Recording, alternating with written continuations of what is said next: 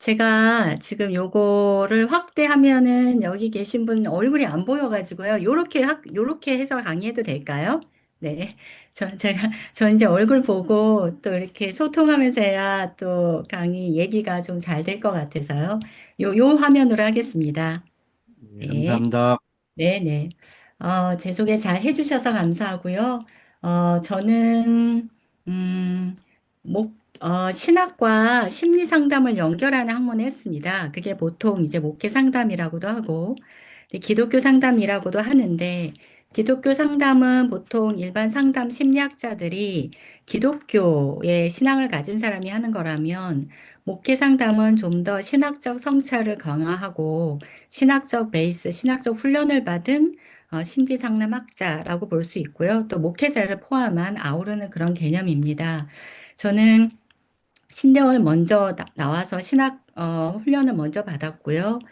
그 다음에 이제 석사와 박사를 통해서 심리 상담, 심리학뿐만 아니라 제가 박사과정으로 전공했던 치유 의뢰나 또 지금 제가 계속 연구하고 있는 거는 사회 문제에 대한 사회학적 시선을 담보하기 위해서 사회학과도 관련되어 지어서 융복합 학문을 하고 있습니다. 음, 돌봄이라고 하는 것 때문에 저를 초청해 주셨는데요. 제가 이제 이거는 미국에서의 저 20년 동안에 목회하고 사역했던, 공부했던 것들과 또 한국에 와서 현장에서 한국 사회를 보면서, 어, 두 사회를 보면서 좋은 점들이 여기 와서 되지 않은 이유는 뭘까 고민을 하면서 시작한 거였고요. 이거는 저 혼자만의 고민은 아니고 미국에서의 목회 상담, 목회 돌봄을 하는 학자들과 또 한국의 학자들과 함께 해왔던 고민 중에 하나이기도 합니다. 음, 일단 저는 현장에 관심이 많기 때문에 한국 현장을 좀 살펴보면서 이야기를 풀어가도록 하겠습니다. 우리 교회에는 대인관계가 거의 없고 직장 생활을 제대로 하지 못하는 나이 많은 남성 싱글들이 있어요. 소그룹에 소속되기를 원하는데 이분들이 소그룹에 들어오면 토론이 안 되고 스스로 겪고 있는 어려움들도 많아서 교회에서의 관계를 잘 맺지 못합니다. 이미 상담을 받아본 사람들도 몇몇 있고요. 소그룹의 목자들이 힘들어하고 있어요. 그렇다고 소그룹에 참여하게 하지 않을 수는 없기 때문에 고민입니다. 제가 이 고민을 요즘 많은 목회자님들한테 듣습니다. 아, 이게 우리 현재 한국 사회의 문제구나라는 걸 제가 굉장히 피부로 실감하고 있고요. 이거는 유독 제가 남성 싱글이라고 했는데요. 요새 싱글들, 뭐 싱글이 아니라 20대나 30대나 많은 청년들이 겪고 있는 고민이기도 하지만 청년 세대의 고민뿐만 아니라 혼자 된 노년, 홀로 살고 계시는 독거노인들의 고민이기도 해서 어떻게 보면은 전 세대가 앞으로 계속 확장될 수 있는 문제이다라고 생각합니다. 핵심은 그거죠. 교회가 이런 분들을 어떻게 받아들이고 어떻게 그리스도의 사랑으로 함께 살아낼 것인가. 이게 옛날하고 양식이 많이 바뀌었다. 이런 고민의 지점입니다. 두 번째를 볼까요? 우리 사랑방 식구들을 잘 돌보는 게 제 역할이라고 생각해요. 아이가 아프면 저는 미역국도 끓여서 가져다 주고 사랑방 식구들 집 근처를 지날 때면 생각이 나서 안부 전화도 해요. 다들 집에서 육아하느라 힘들고 외로워하는데 제가 가서 잠시 아이도 보고 함께 커피도 마시면 참 행복해요. 그 모습을 보는 저도 뿌듯하고요. 이게 최근에 제가 1, 2년 전에 인터뷰했던 한 소그룹 리더의 고백입니다. 이분이 제가 어떻게 추천을 받았냐면 한 목사님께 소그룹 리더를 잘하고 있는 분을 추천해 주세요 해서 제가 한 2시간 정도 만난 내용 중에 일부인데요. 이분이 하는 걸 보면은 대단한 걸 하는 게 아니에요. 어떤 성경 공부나 성경적 지식을 가리키는 게 아니라 외로우면 같이 가서 커피도 마셔주고 또 육아 때문에 힘들면은 또 아이가 아프면 미역도 가져다 주고 이런 이제 역할을 하고 있는데 이 사랑방 가족들이 이 목자를 보면서 마치 옛날 우리 엄마 시대의 구역장 같아요. 이렇게 얘기하신다는 거예요. 제가 이 인터뷰를 보면서 굉장히 큰 인사이트를 받았습니다. 그 얘기 나중에 차차 다시 또 풀어내 보겠습니다. 제가 처음 구역장이 되었을 때 학교 선생님이었는데요. 수업이 마치자마자 혼자 암투병하는 구역원 집에 매일 찾아갔어요. 어느 날 집에 도착해 보니 피를 토하고 있는 거예요. 달려가서 끌어안고 기도를 하는데 제 가슴에서 숨을 거뒀어요. 온몸이 피투성이가 됐는데 가슴이 먹먹한 게 지금도 생생해요. 이건 저희 교회에 은퇴하신 굉장히 연로하신 권사님 방문 신방을 갔는데 옛날 있었던 일들을 지금처럼 얘기하시더라고요. 저희 교회는 121년 된 교회입니다. 그러니까는 한국 교회 전통이 구석구석 문화적으로 살아있는 교회예요. 근데 저는 이게 한국 교회에 이런 전통이 있었구나라는 걸 제가 살아있는 어떤 증인을 만났다고 할까요? 예전에는 구역장들이 이런 역할을 했지. 우리나라가 가난하고 정말 이 포항은 정말 이렇게 바닷가에 정말 찢어지게 가난한 그런 마을이었는데요. 어촌이었는데 이렇게 기독교가 뿌리 내렸구나. 라는 이제 제가 그걸 보면서 한국 교회 가지고 있는 굉장히 독특한 문화를 발견할 수 있었습니다. 어, 남편과 사별한 지 10년이 되었는데 고통스러운 시간들을 통과하고 보니 주위에서 남편을 사별한 사람들의 아픔이 눈에 들어오더라고요. 그래서 제가 다가가서 이야기를 나누면 다들 위로가 되었다고 고마워하고 계속 모이고 싶어 해요. 저는 상담을 배우고 싶진 않지만 이분들을 어떻게 도울 수 있을지 배우고 싶어요. 이분 독실한 기독교 신자이고 집사입니다. 지금 권사가 됐는데 저희 교회는 아니고요. 배우자를 사별하면서 극심한 고통을 겪었고 공황장애를 겪었고 자살 시도까지 했었습니다. 그런데 살아내 보니까 주위에 남편을 사별한 배우자를 사별한 사람이 눈에 들어와서 이분들을 돕고 싶다는 바람을 갖고 계신 분이에요. 제가 이분을 만나서 인터뷰를 한 적이 있었습니다. 마지막으로 한 사례를 드리면은 이분은 굉장히 유명한 전문 상담가이신데 이분은 교회에서 권사이시기도 합니다. 제가 이분 강의를 들으면서 받았던 인사이트예요. 제 일정이 빠듯하지만 양극성 장애를 갖고 있는 교인과 그냥 매주 한 번씩 만나서 식사를 했습니다. 그런데 1년 후에 보니 이분의 상태가 많이 호전되어 있는 거예요. 저는 그냥 함께 밥 먹으면서 들어준 것밖에 없는데요. 전문 상담가임에도 불구하고 상담의 기법을 사용하지 않고 그냥 일주일에 한 번씩 만나서 말을 들어주고 식사를 같이 했는데 이분의 양극성 장애, 약으로 고칠 수 없다고 여겨지고 실제로 그렇게 치료 행위가 되고 있는 양극성 장애인 교우가 많이 호전된 걸 보았다. 제가 이 강의를 들으면서 수많은 얘기들을 이 교수님이 하셨는데 저는 이 부분이 저한테 확 꽂혔습니다. 그러면서 이 모든 사례를 제가 종합해서 볼 때, 보면서 돌봄이라는 걸 생각하게 되었습니다. 여러분, 목회 돌봄, 여기 다 목회자이신 것 같은데, 목회 돌봄은, 뭘까요? 제가 이런 질문을 종종 합니다.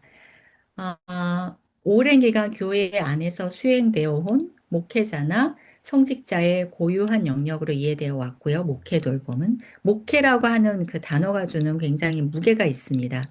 그래서 성도들은 목회자 붙은 거를 굉장히 부담스러워요. 우리는 목회를 한다고 생각하지 않죠. 본인들은. 근데 현대 목회 돌봄의 정체성은 변화되었다는 거고, 주체도 변화되었고, 그러니까 목회 돌봄을 행하는 주체가 변화되었고, 목회 도를 받는 대상도 확장되었다. 요 얘기가 이제 어떤 목회 신학적 근간이 되고 있습니다. 이건 잠시 제가 설명할게요. 목회적 돌봄과 상황이란 책이 우리나라에는 2000년도에 번역돼서 나왔습니다. 미국에서의 존 패튼이라고 하는 굉장히 유명한 목회 신학자이고 목회 상담가입니다. 이분이 패스토럴 케어 인 컨텍스라고 하는 이 책을 쓴 게 아마 1980년대 1987년, 제 기억에는 아마 그때 미국에서 나왔습니다. 제가 2000년도부터 미국에서 공부를 했는데요. 그때 이 텍스트가 굉장히 핫했어요. 그래서 제가 반드시 이제 그 수업하는 사람들이 봤었어야 되는데, 핵심 내용은 이겁니다. 목회 돌봄의 패러다임이 바뀌었다는 거예요. 그래서 고전적 패러다임이라고 한 건 이거는 이제 오래된 교회의 오랜 역사 가운데 수행되어 온 아주 고정적 패러다임은 돌봄의 주체, 돌보는 사람은 안수받은 목회자나 성직자 또는 목회자, 안수받지 않더라도 목회자, 뭐 전도사, 목사, 뭐 이런 분들이죠. 대상은 교인이었어요. 그런데 임상 목회적 패러다임으로 목회 돌봄이 바뀝니다. 이건 총 미국에 본다면 1930년 이후부터 CP라고 하는 게 임상 목회와 목회 돌봄을 결합한 것인데요. 돌봄의 주체가 좀 확장되죠. 목회자, 성직자뿐만 아니라 전문 평신도인데 이 안에는 전문적인 훈련을 받은 뭐 교육자나 아니면은 심리 상담가, 상담가를 포함한 이런 사람들이 풀이 되어서 집단이 되어서 교인과 타교인과 선교 대상지를 향한 어떤 목회 돌봄을 수행했던 것이 임상 목회적 패러다임이고 미국으로 본다면 1980년도까지 진행되었습니다. 한 3, 40년 진행이 되었죠. 그때 눈여겨볼 것이 CP 훈련은 있고요. 스테반 사역이라는 게 있어요. 미주는, 미국과 캐나다는 스테판 미니스트리라고 굉장히 광범위한 평신도 돌봄 사역을 하고 있습니다. 개교에, 이거 가입된 교회가 아마 7만 교회가 전 세계적으로 우리나라도 2000년도에 들어왔습니다. 벌써 20년은 이상 들어왔고요. 했는데 우리나라는 이 스테반 사역이 뿌리를 내리지 못했습니다. 안타깝게도. 제가 한참 미국에서 공부하고 훈련받을 때, 스테판 미니스트리를 안 하는 교회가 없었어요. 어느 정도 교회가 되면. 그게 뭐였냐면, 교회가 스테판 미니스트리를 하고 싶으면, 교회 대표를 어떤 센터에 보냅니다. 스테반 미니스트 센터에. 그러면 아마 이거를 주축으로 하는 목회자 플러스 한두 명 정도 리더급을 보내죠. 56시간인가의 훈련을 받아요. 그래서 56시간, 50여 시간의 훈련을 받으면 개교회로 돌아와서 평신도들이 목회 돌봄을 할 수 있게, 돌봄을 수행할 수 있게 자기가 받은 내용을 전수하는 거죠. 근데 이게 가능했던 거는 제가 이 교재도 다 분석해 봤는데 교재가 굉장히 잘 구성되어 있어요. 물론 한국어로 번역된 교재는 좀 아쉬운 점이 많지만 미국의 원 교재는 굉장히 구성이 잘 돼 있고 이것이 미국의 임상심리학자이면서 독실한 크리스찬인 분이 스테판 미니스트를 만들고 교재를 개발한 거예요. 그러니까 임상심리적인 어떤 키포인트와 교회에서의 목양을 할 수 있게끔 돌봄을 평신도가 수행할 수 있게끔 하는 절묘한 교육 프로그램으로 되어 있는 교재입니다. 이것이 미국의 한 몇만 교회들이 하고 있고 미주와 캐나다에 포함해서 하고 있고요. 지금도 하고 있습니다. 저는 이게 너무 좋다. 평신도들이 돌봄을 수행하는구나라는 게 너무 좋아서 제가 2005년도에 한국에 왔을 때 한국에도 이게 하면 좋을 텐데 하고 와서 좀 이렇게 한국에 적응하고 좀 이렇게 관심을 갖고 한 2010년도부터 제가 이제 관심을 가졌는데요. 죄송합니다. 2015년도에 왔습니다. 2015년도에 와서 2020년도에 제가 관심 갖고 둘러보니 이미 스테판 미니스트리가 한국에 들어와 있는 거예요. 20년 전에 들어온 거예요. 그런데 이것이 잘 안 되고 있더라고요. 그래서 제가 이걸 관심을 갖고, 지금과 같이 한국 사회가 힘들고 어려우면 돌봄을 수행하는 주체가 이제는 목회자만이 하기는 굉장히 어려운 상황이 된 거예요. 그런데 왜 한국에서는 스테반 미니스트리가 안 될까? 제가 오래 고민을 했었거든요. 그 이유가 있었습니다. 그거를 제가 설명을 드릴게요. 근데 이제 임상목회적 패러다임이 미국은 지나서 공동체적 상황적 패러다임이라고 하는 거예요. 이거는 뭐냐면 교회가 돌봄으로 훈련받은 교회가 세상을 돌보는 거죠. 아픈 세상. 아픈 문화를 돌보는 그러니까 돌봄의 주체는 이제 교회가 되는 거고요. 돌봄의 대상은 세상이 되는 겁니다. 이것이 목회 돌봄과 상황 패러다임이고 이게 왜 가능한 거냐면 스테반 사역이 굉장히 영향을 많이 미쳤어요. 스테반 사역은요. 교인들에게 이제 와서 돌봄 사역자 훈련을 시키거든요. 그러면 교인들이 돌봄 사역 훈련을 받으면 이제 주변에 있는 사람들을 본인이 돌보는 역할을 수행하는 거예요. 근데 돌보는 역할을 수행하려다 보니까 교인 말고도 내 옆집 사는 사람이 힘든데, 우리 아이 학교 다니는 학부모가 힘든데, 그래서 교회 교인은 아니지만 교회 다니지도 않지만 아이를 통해서는 아니면 교회 지역사회 활동을 통해서 만나는 사람들이 있는 거예요. 우리 평신도들은 그렇잖아요. 성도들은. 그 사람들을 자기가 돌봄 대상으로 삼아서 돌봄을 하는 거죠. 그러다 보니까 이건 자연스럽게 교회 울타리를 넘어서게 되고 지역사회로 확산되게 된 거예요. 스테반 미니스트리가. 그래서 스테반 미니스트리를 통하니까 자연적으로 교회가 중심이 돼서 돌봄 훈련을 하는데 이분들이 교회 교인도 하지만 교회 바깥에 내 주변의 지역사회를 돌보면서 세상사회 문화를 돌보는 걸로 자연적으로 전염되고 확산되는 구조를 갖게 된 거죠. 그래서 공동체적 상황적 패러다임이 미국은 이렇게 진행이 되었는데 한국은 왜 이게 안 될까? 제가 와서 고민하니 앞에 얘기한 5가지 예시에 답이 들어 있었습니다. 첫 번째는 한국은 이미 공동체적 상황적 패러다임이 있어요. 제가 이걸 맨 처음에 우리 교회 이걸 시작할 때 우리 교회 부목사님들 열대 분 되시거든요. 수련회를 1년에 2차례 하는데 저보고 어떤 강의를 해달라고 요청을 하시더라고요. 그래서 제가 사실 이걸 오래 고민을 하고 어떻게 런칭시킬까 한국에 우리 교회 어떻게 할까 고민을 하다가 부목사님 대상으로 제가 이 대화를 하고 실은 이런 대화를 되게 심도 깊게 수련회 기간 동안 했습니다. 그때가 2022년인가 코로나 막 지나고였어요. 2023년도였습니다. 그런데 저희 남편, 담임 목사인 박용훈 목사가 뒤에 앉아 있었어요. 앉아 있다가 그걸 듣더니만 갑자기 뭐가 빛을 막 이렇게 딱 저희 남편 알고, 이거 됐다. 남편한테. 제가 아무리 알고 있어도 저희 교회는 케어링이라는 돌봄 사역을 제가 시작했거든요. 이미 한 1년 반 돼서 계속 제가 강의를 하고 있었는데 그런데 저희 맨 뒤에 있는 남편이 굉장히 인사이트를 받더라고요. 그러더니 저희 교회가 그때부터 돌봄 사역이 시작되었습니다. 어쨌든 공동체적 상황적 패러다임이 한국 문화에 이미 있어요. 우리 부목사님도 그렇고 제가 수업 시간에 이제 우리 신학생들 대상으로 이 수업을 녹여내서 하고 있는데 우리나라는 이미 공동체적 상황적 패러다임이 있습니다. 미국하고 달라요. 서양 문화하고 달라요. 우린 굉장히 집단 문화가 있고요. 교회가 어떻게 해보자. 교회로 뭉치려고 하는 게 강해요. 그렇기 때문에 지금 상황 패러다임이 아닌 거고요. 또 하나, 지금 임상목회적 패러다임도 하고 있어요. 어느 교회에서는 상담실이 운영되고 있고요. 상담실을 또 MOU로 맺어가지고 제가 목회상담협회 지금 사무총장인데 MOU를 맺은 교회들이 꽤 있어요. 그래서 교회 안에 상담실을 운영하는 교회가 큰 교회 중심으로 되고 있죠.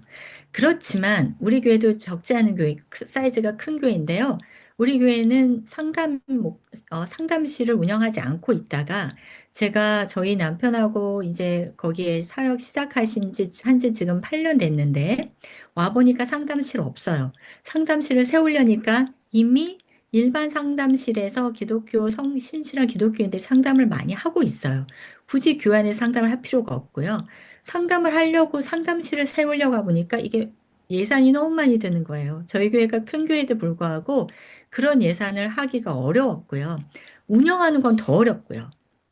그래서 이건 교회에서 이미 할 수 있는 범위를 넘어섰다라고 생각이 들었고, 그리고 사실은 상담이라는 거 그겁니다. 저도 상담을 하고 있지만 상담은요, 한 사람 대상으로 10번 만나거나 20번 만나는 게 다예요.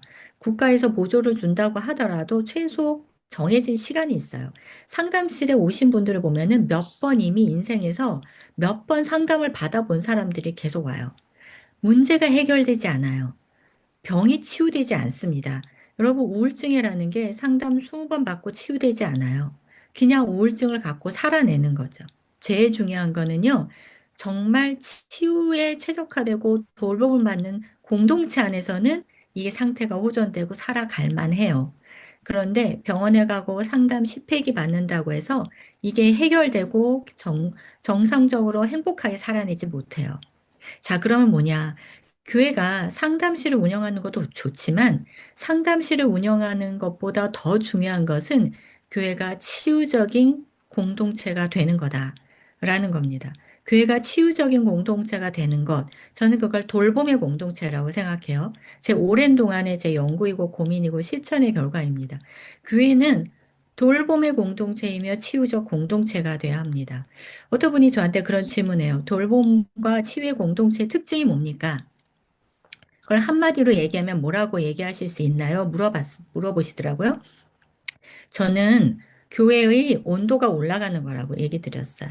제가 CTS에서 어딘가 이제 올해 뭐 진짜 한국 교회를 말한다 이래가지고 지원군 우리 이제 그 책 출판하신 대표님하고 나가서 이제 한 적도 있는데요.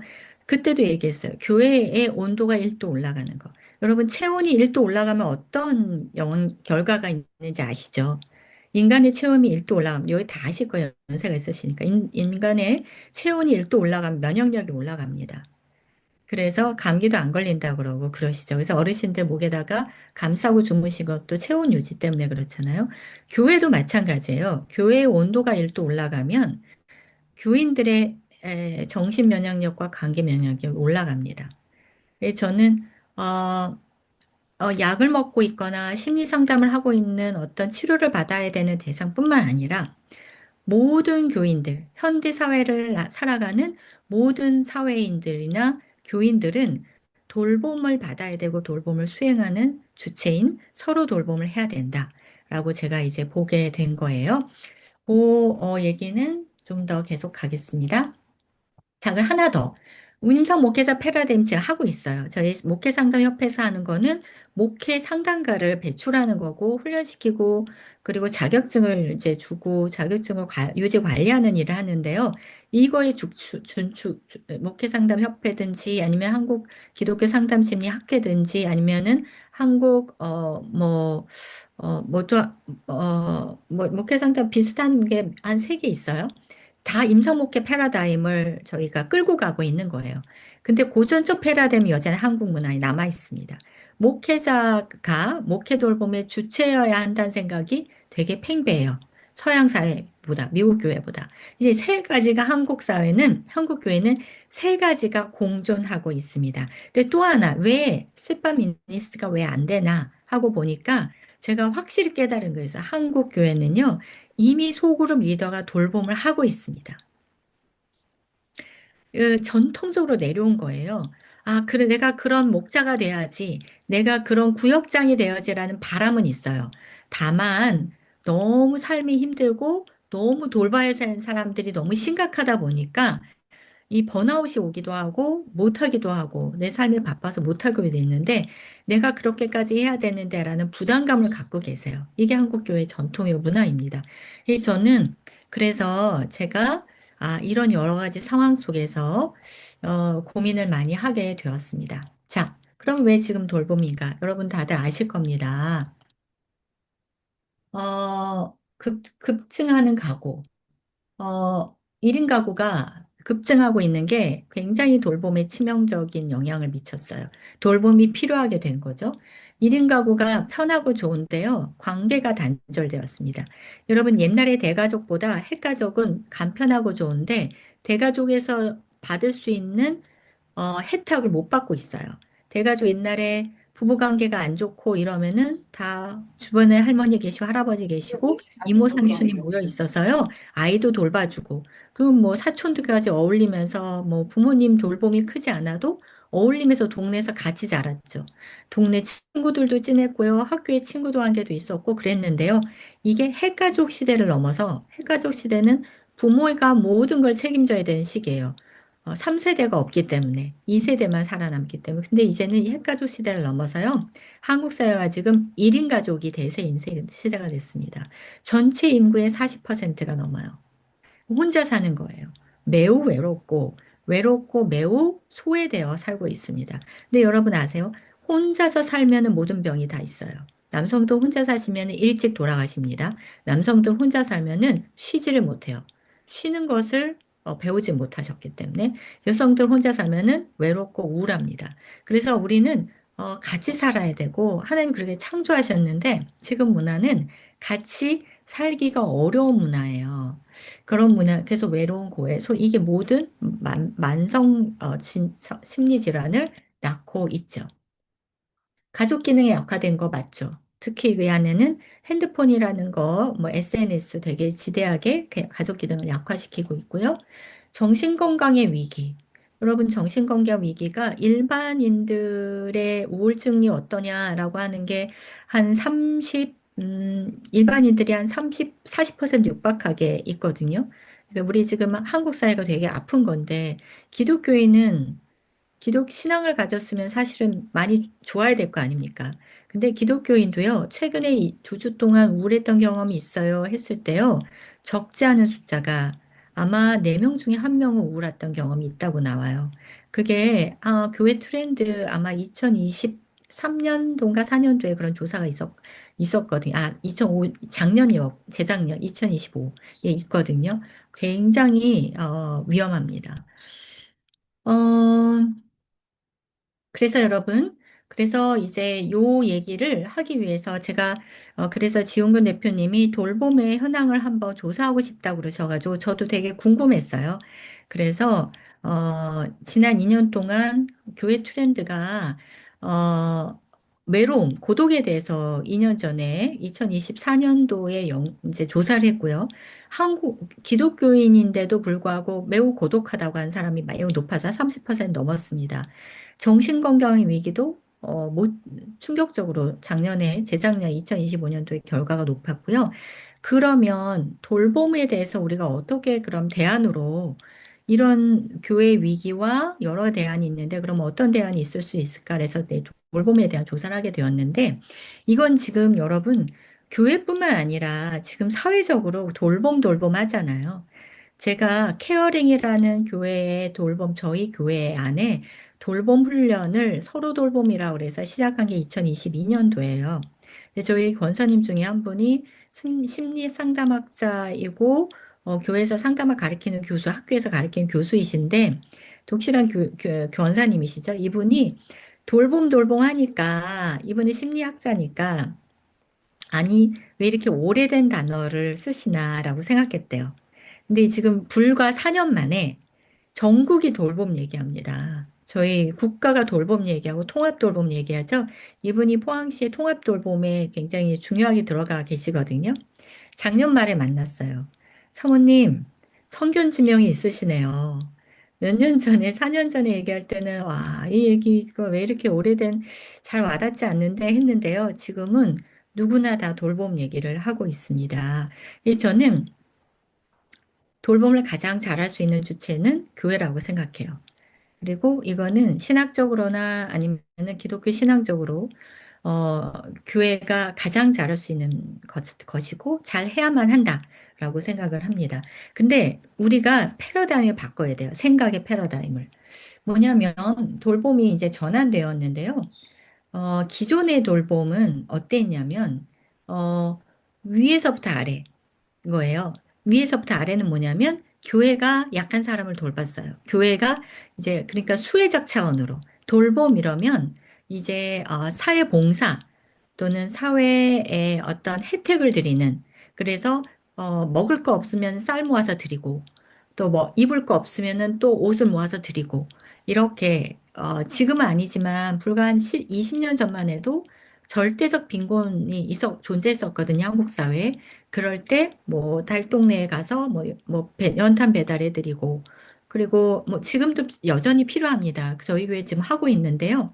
돌봄이 이게 다가 아닌 거예요. 근데 이 돌봄이라고 생각을 하는 패러다임이 여전히 교회에 이 설문조사를 통해서 보니까 여전히 존재하고 있습니다.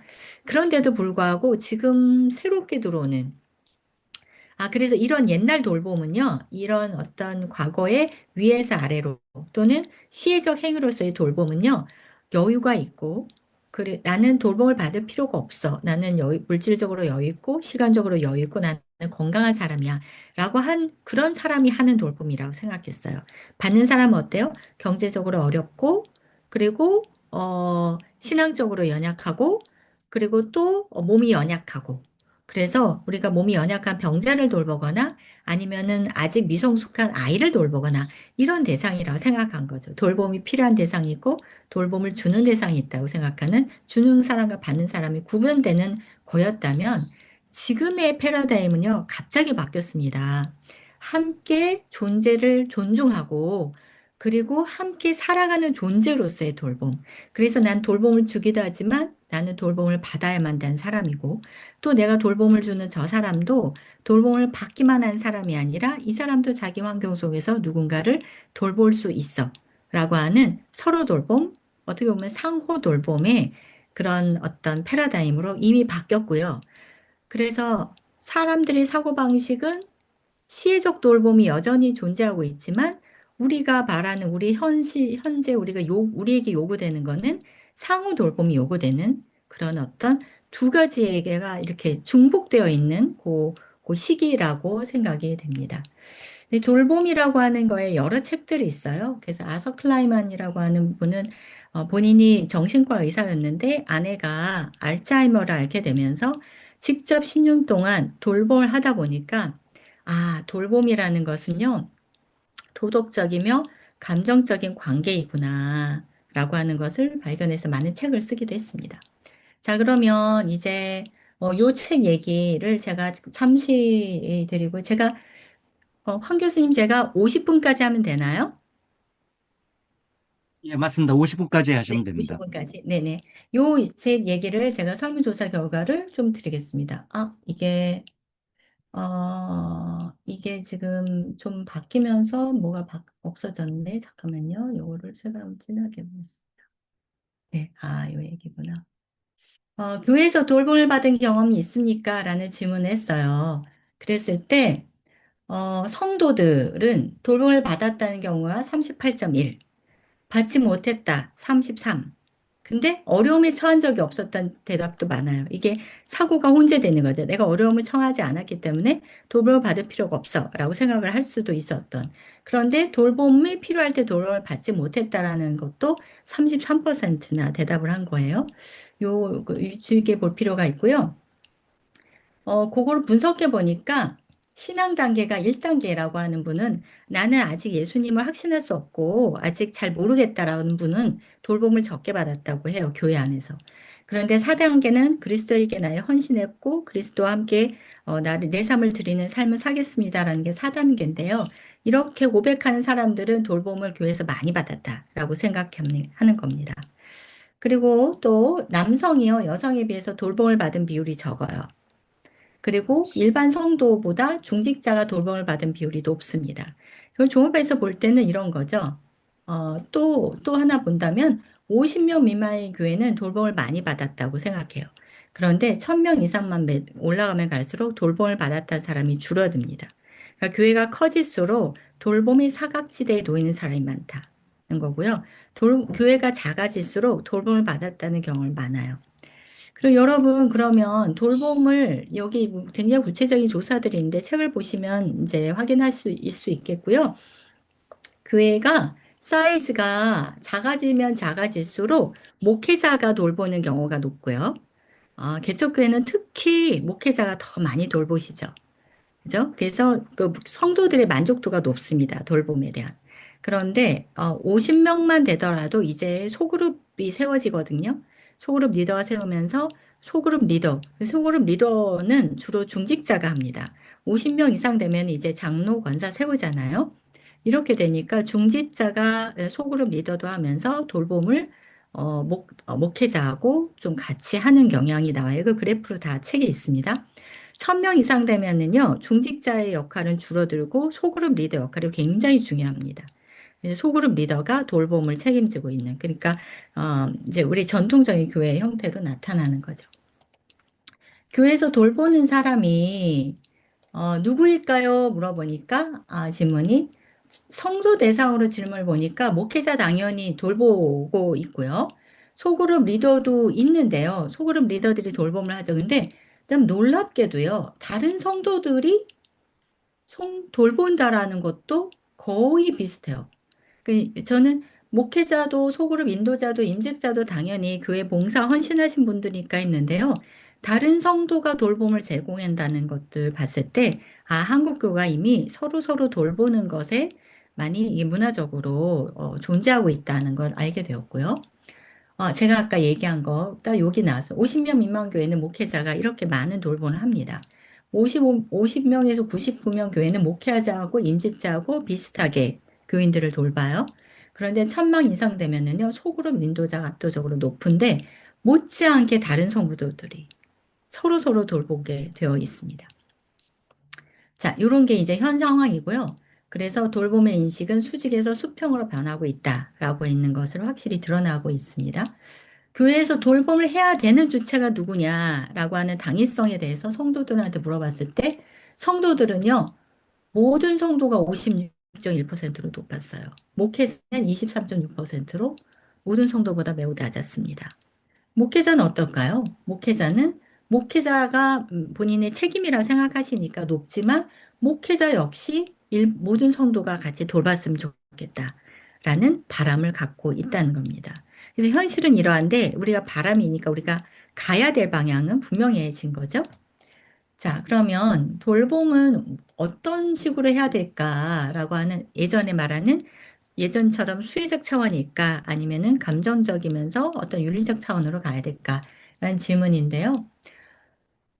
교회에서 제공해야 되는 돌봄은 뭘까라고 했을 때 공감과 위로와 또는 상담이 둘 다 높았어요. 목회자나 성도한테. 그래서 근데 참 이게 놀라운 게요. 말씀과 기도보다 공감과 위로가 돌봄에서는 더 유효하더라라는 거예요. 네, 그래서 우리가 성도들이 너무 힘들 때 제가 기도하겠습니다라고 하는 게 되게 중요하고 반드시 얘기해야 되지만 공감과 돌봄이 없는 기도는 성도들한테 돌봄을 받았다는 느낌으로 다가가지 않는다는 거죠. 그래서 기도를 하고 중보 기도를 하고 말씀으로 권면을 하지만 그 안에 기본적으로 장착되어 있는 게 공감과 돌봄의 자세라는 겁니다. 그래서 이것이 교회에 반영이 돼야 되겠다. 문제적 해결 방안이나 경제적 도움은 상당히 적었다는 거예요. 돌봄에 대한 인식이 그럼 어떻게 바뀌었나를 보니까 목회자하고 성도들을 비교해 봤을 때요. 교회 안에 서로 돌보는 문화를 형성했으면 좋겠다는 게 압도적으로 높았어요. 목회자도 그렇고 성도도 그렇고. 자, 그래서 서로 돌봄 문화에 대해서 우리가 진지하게 심각하게 적극적으로 고민을 해야 한다는 것입니다. 목회자의 전문성 강화는 비교적 작았습니다. 그래서 지금까지의 목회의 돌봄을 본다면은 이런 거 한국교회 돌봄의 점수를 본다면은 자주 보이고 가까운 사람에게 먼저 돌봄을 제공한다는 것이고요. 신앙의 초보자이고 어려운 사람 또는 겉으로 드러내지 않은 성도들, 남성에 비해서 여성들이 더 도움을 받았다는 거는 더 많이 이렇게 속내를 여성들이 좀 더 쉽게 얘기하지 않습니까?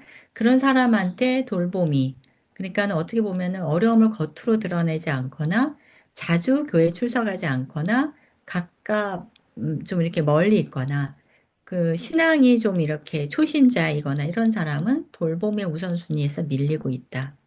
봉사 열심히 하고 교회 열심히 나오는 분들이 더 돌봄도 많이 받고 있다는 이제 체감을 느꼈고요. 교회의 돌봄의 책임이 목회자 중심에서 모든 성도로 이미 확산되고 있고 성도들이나 목회자나 그랬으면 좋겠다라는 바람을 갖고 있는 거죠. 근데 세대별로 조사한 결과도 있는데 책에도 다 실지 못했습니다. 지면상. 근데 젊은 세대로 갈수록 평소 중심의 수편적 돌봄을 더 선호합니다. 목회자도 그렇고 성도도 그렇습니다. 목회자 같은 경우에도 50대보다 40대에서 40대 후반이 더 돌봄과 전문성 강화에 관심이 많았습니다. 말씀과 기도라는 영적 훈련보다는 관계적 정서적 지지에 돌봄의 반응이 선호되고 있다. 저는 이거보다 이거라고 좀 표현하고 싶진 않아요. 말씀과 기도는 전통적으로 교회가 해왔던 매우 중요한 거고요. 이거는 계속 강화되어야 합니다. 그런데 지금까지는 관계적 정서적 지지는 약하면서 말씀과 기도로만 강조하게 되니 이것이 좀 와닿지 않은 거였다는 거죠. 그래서 관계적 정서적 지지를 어떻게 우리가 강화해야 할까 공고할까라는 고민이 더 시급하고 심각하게 고민이 돼야 될 때가 아닌가 싶습니다. 그래서 일반적인 상호 도움이 가능한 거는 두 영역이 있어요. 자기 돌봄, 그리고 서로 돌봄입니다. 그래서 저는 제가 2020, 좀 다음 시간에 좀 말씀드리겠지만, 2022년 저희 교회에서, 제가 교회 가서 제가 학교에 다니기 때문에 교회 사역, 교회에서 제가 참여를 못하고 있었어요. 근데 가정사역부가, 부를 담당하시는 장로님이 어느 날 저한테 오셔서, 사모님 코로나도 지나고 했으니까 사모님 좀 교회에 저희 가정사역부들 뭐든 좀 잘 좀 해주십시오라고 하시더라고요. 뭐든 해주십시오. 그래서 제가 오랫동안 고민해 온 거를 그러면 제가 하고 싶은 게 하나 있습니다. 저는 돌봄 사역자를 양성하고 싶습니다. 교회에. 근데 장로님 뭐가 뭔지 모르시죠? 무조건 하시라는 거예요. 그래서 제가 돌봄 사역자를 양성하기 위해서 무엇을 해야 될까 해가지고 그때 제가 교재를 강의하면서 만든 교재가 있었는데 처음으로 시작한 강의가 케어링이라는 거예요. 돌봄이라고 하는 강의였습니다. 근데 그 강의를 처음 교회에 주보에 광고를 내고 했더니만 이게 뭔지 모르는 거죠. 그래서 돌봄에 대해서 신학적 원리를 배우고 실제적으로 실습하고 훈련하면서 돌봄을 체독하는 뭐 과정입니다. 이렇게 소개를 했는데 뭔지 모르는 거죠. 그리고 돌봄 하니까 좀 지긋지긋해 하시는 성도님들이 계세요. 돌봄을 너무 많이 해오신 분들. 이런 분들이 이제 오셨는데, 근데 참 재밌는 건 그런 분들이 강의를 또 들으신 거예요. 그래서 떻게 해서 이 강의를 선택하셨어요? 그랬더니 일단은 사모님이 어떤 분인지 궁금해서 신청하셨다는 분이 있고요. 또 한 분들은 또 어떤 분이 있냐면 내가 너무 돌봄을 하고 있는데 더 돌볼 게 없지만 그래서 처음엔 좀 그랬는데 이게 자기 돌봄이라는 말이 있어가지고 좀 궁금해서 왔다. 예, 제가 거기다가 자기 돌봄이라는 얘기를 넣었거든요. 이게 제가 2022년 이 케어링을 처음 시작하면서 이게 성도들하고 딱 클릭하는 지점이 자기 돌봄이구나. 라는 걸 제가 알았어요. 그래서 그다음부터는 자기 돌봄을 배우기 위해서 많이 옵니다. 네, 자기 돌봄이 네 번째 케어링 다음 시간에 제가 설명을 좀 드리겠지만, 네 번의 강의 중에 두 번이 자기 돌봄이고, 두 번이 타인 돌봄을 위한 첫 번째 경청, 두 번째 공감 훈련이에요. 그래서 케어링이 이렇게 4주 진행이 되고 있거든요.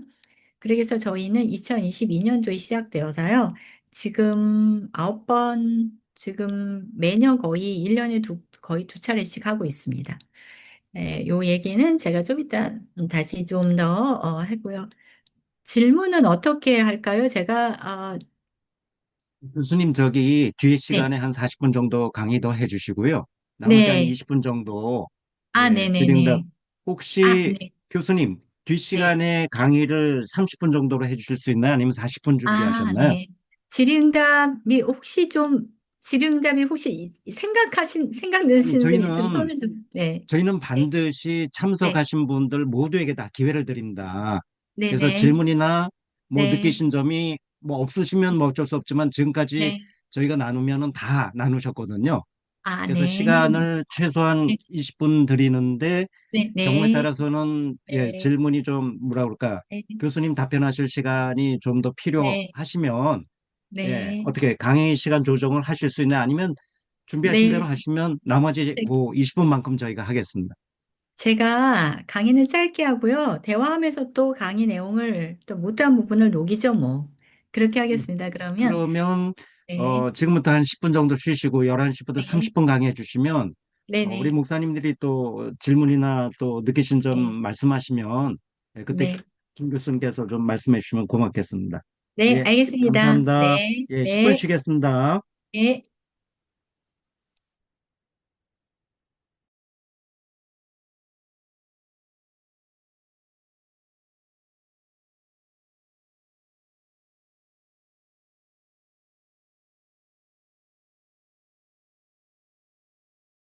어, 이거는 어떻게 보면은 이 고민을 먼저 시작한 제가 저희 교회 안에 어떻게 돌봄 문화를 형성할 수 있을까라는 고민으로 시작한 거고요. 그리고 지금 그 과정에 있다고 말씀드리고 싶습니다. 음, 저희 교회 사례를 좀 말씀드리는 게 도움이 되실 것 같아서요. 어, 제가 2022년도에 케어링이라고 하는 과정을 시작을 했고, 그 케어링은, 많은 교인들을 많이, 대상으로 하는 강의가 아닙니다. 어, 20명을 제가 한정 지어서 했고요. 왜냐하면 제가 한 번 하고 끝날 강의가 아니라 1년에 두 차례씩 저는 계속 하려고 작심하고 시작한 거였거든요. 음, 그래서, 어, 이제, 제 바람은 일단은 저는 이제 문화에 관심이 많고 저는 이제 문화 형성에 관심이 많습니다.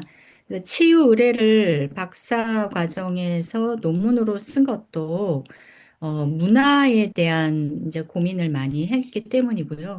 제가 공부한 계래신학교가 문화에 관심이 많은 학교입니다. 그래서 신학 전체가 이제 문화와 관련된 이제 신학적 방향을 토대를 쌓아가고 있는 학교인데, 그래서 문화를 어떻게 만들어낼까? 라고 하는 건 일회성의 행사 갖고는 아니다 싶어서 비가 젖듯이, 가랑비에 옷이 젖듯이 계속 끊임없이 조금씩 하는 게 시작이어야 되겠다는 생각을 제가 가졌고, 그래서 케어링이라고 하는 이제 타이틀을 걸고서 강의를 시작하게 된 거죠.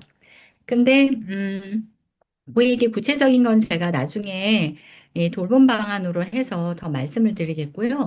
2022년도에 케어링 시작하고 2023년도에 저희 교회 부목사님들, 부교육자들 대상으로 수련회를 가서 제가 이 돌봄이라고 하는 패러다임이 변화되었고 한국 교회에 맞는 돌봄의 형태를 해야 되고 그 돌봄의 형태는 모두가 다 돌봄의 주체가 되고 돌봄의 대상이 되는 것이다. 라고 이제 제가 속으로 토론도 하고 했었습니다. 저희 남편이 그때 크게 도전을 받아서 돌봄 목회를 해야 되겠다라고 하는 마음에 좀 다짐이 생겨가지고, 그다음부터 설교 때 계속 돌봄 얘기를 시작하게 된 거예요. 근데 고민을 하니까 좀 더 그 결과가 이제 목회의 어떤 열매로 굉장히 빨리 드러나더라고요. 그때 처음에 교회에 큰 울림이 있었던 게 아무도 혼자 울지 않는 교회입니다. 이게 시작은 저희 남편이 설교에서 아마 지난번에 와서 얘기를 했었는지 모르겠어요. 설교에서 그냥 한 얘기인데요. 교인들이 그게 너무 좋은 말은 교인들이 반응을 하잖아요. 근데 그 반응이 교회 구석구석에서 굉장히 확산되는 걸 느꼈어요. 아무도 혼자 울지 않는 교회는 돌보는 교회의, 어, 가 보이는 문화적 표현이거든요. 그래서, 돌봄은 그냥 누가 하는 것이 아니고 더 잘하는 사람이 아니다. 라는 생각으로 모두가 이런 교회를 만들어 가자라고 하는 게 나왔고요. 이게 그래서 이제 표로 돼 있었죠, 교회에서.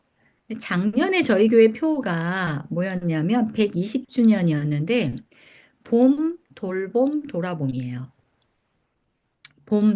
돌봄. 근데 그 교회표 때문에 교회 출석하던 사람들이 등록하는 경우가 꽤 있었어요. 교회표가 너무 좋다. 이거 여러분, 목회 현장에서 이제 목회의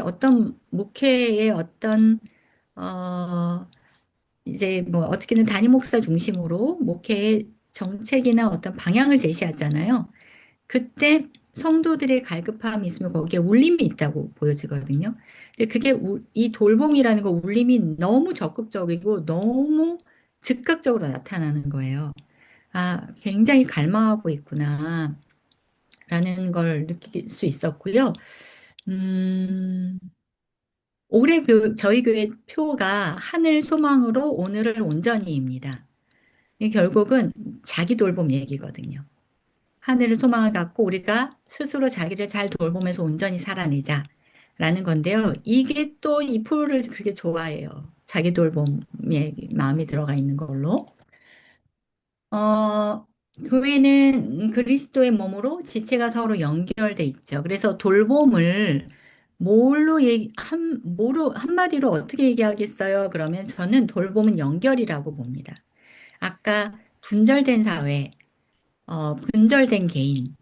그래서 가족 기능이 해체되고 1인 가구가 많아지고, 어, 혼자 사는 사람이 많아지고, 은둔형 외톨이 청년들이 많아지고, 그 독거노인들이 많아지고, 이런 정말 둘러보면은 다 혼자라고 하는데, 그 혼자 사는 것이 인간에게는 좋지 못한 거예요. 하나님 보시기에. 그래서 하나님이 결혼도 시키고 짝도 만드시고 인간이 독거하는 게 좋지 않다고 하셨는데 지금의 사회는 계속 혼자 사는 걸로 최적화되어 있는 사회로 계속 나아가고 있는 거죠.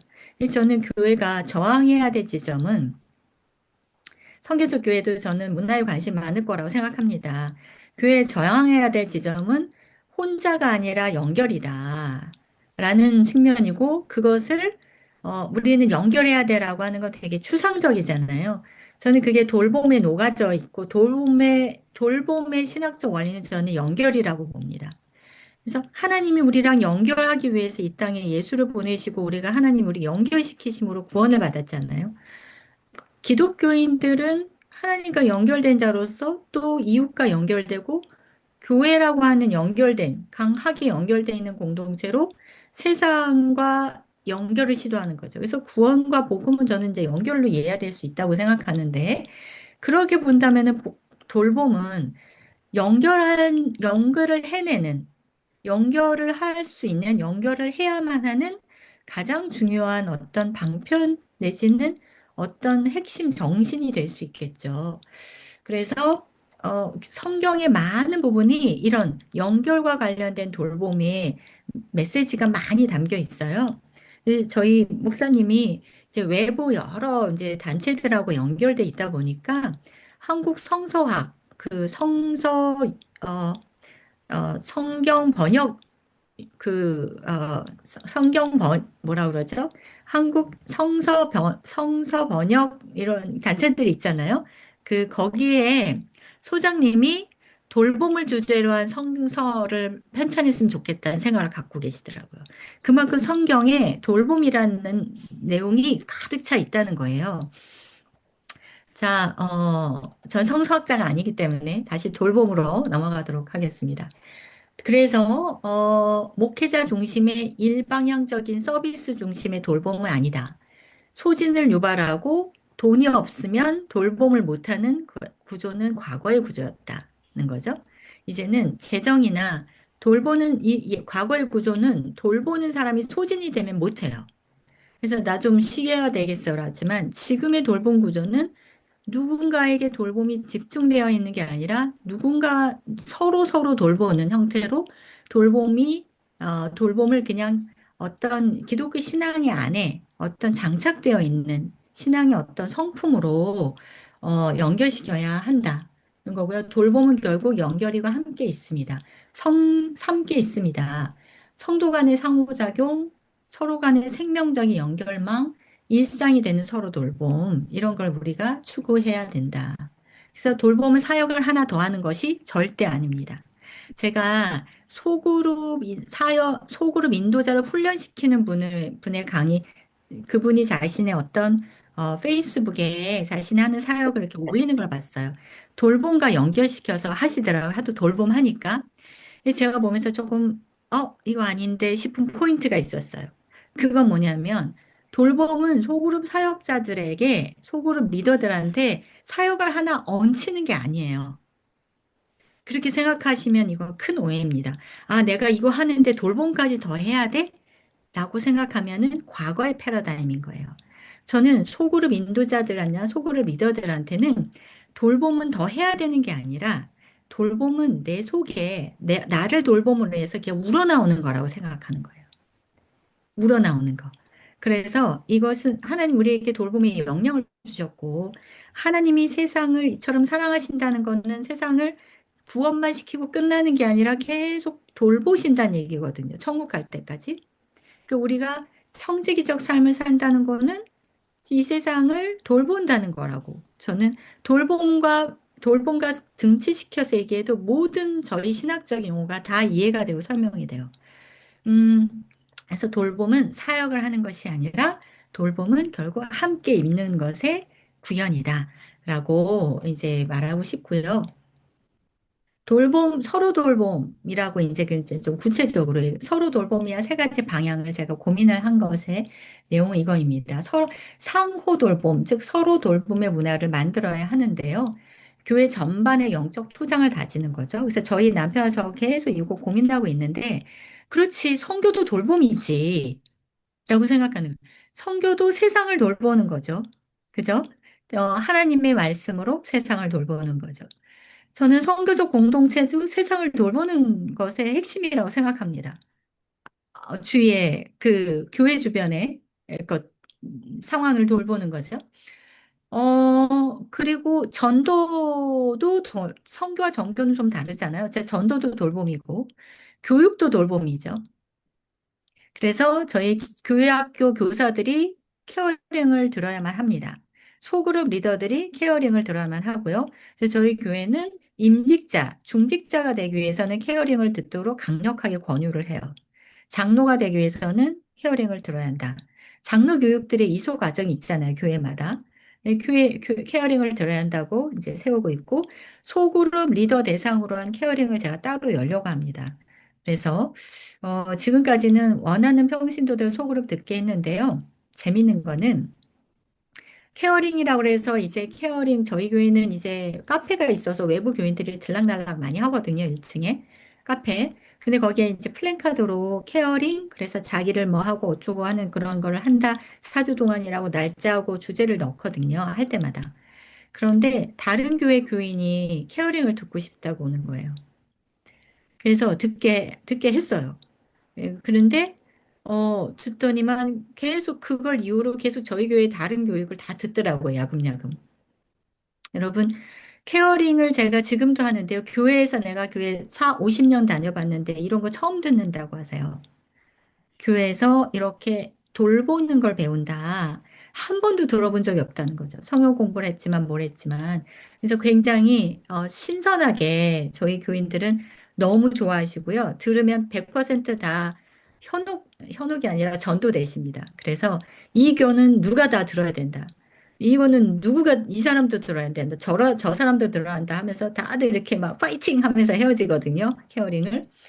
자, 이래서 저는 저희 교회의 돌봄 문화가 가랑비에 비가 젖듯이 그렇게 형성된다고 생각하고요. 또 좀 더 전문적으로 말씀드릴 수도 있어요. 제가 문화 전문가거든요. 문화를 어떻게 바꿀까? 문화를 어떻게 옛날의 문화를 새로운 문화로 대체할 수 있을까? 저는 의뢰를 통해서 가능하다고 보고 의뢰 연구를 했기 때문에 좀 더 말씀드릴 수 있지만 이건 나중에 질문하시면 말씀드릴 거고요.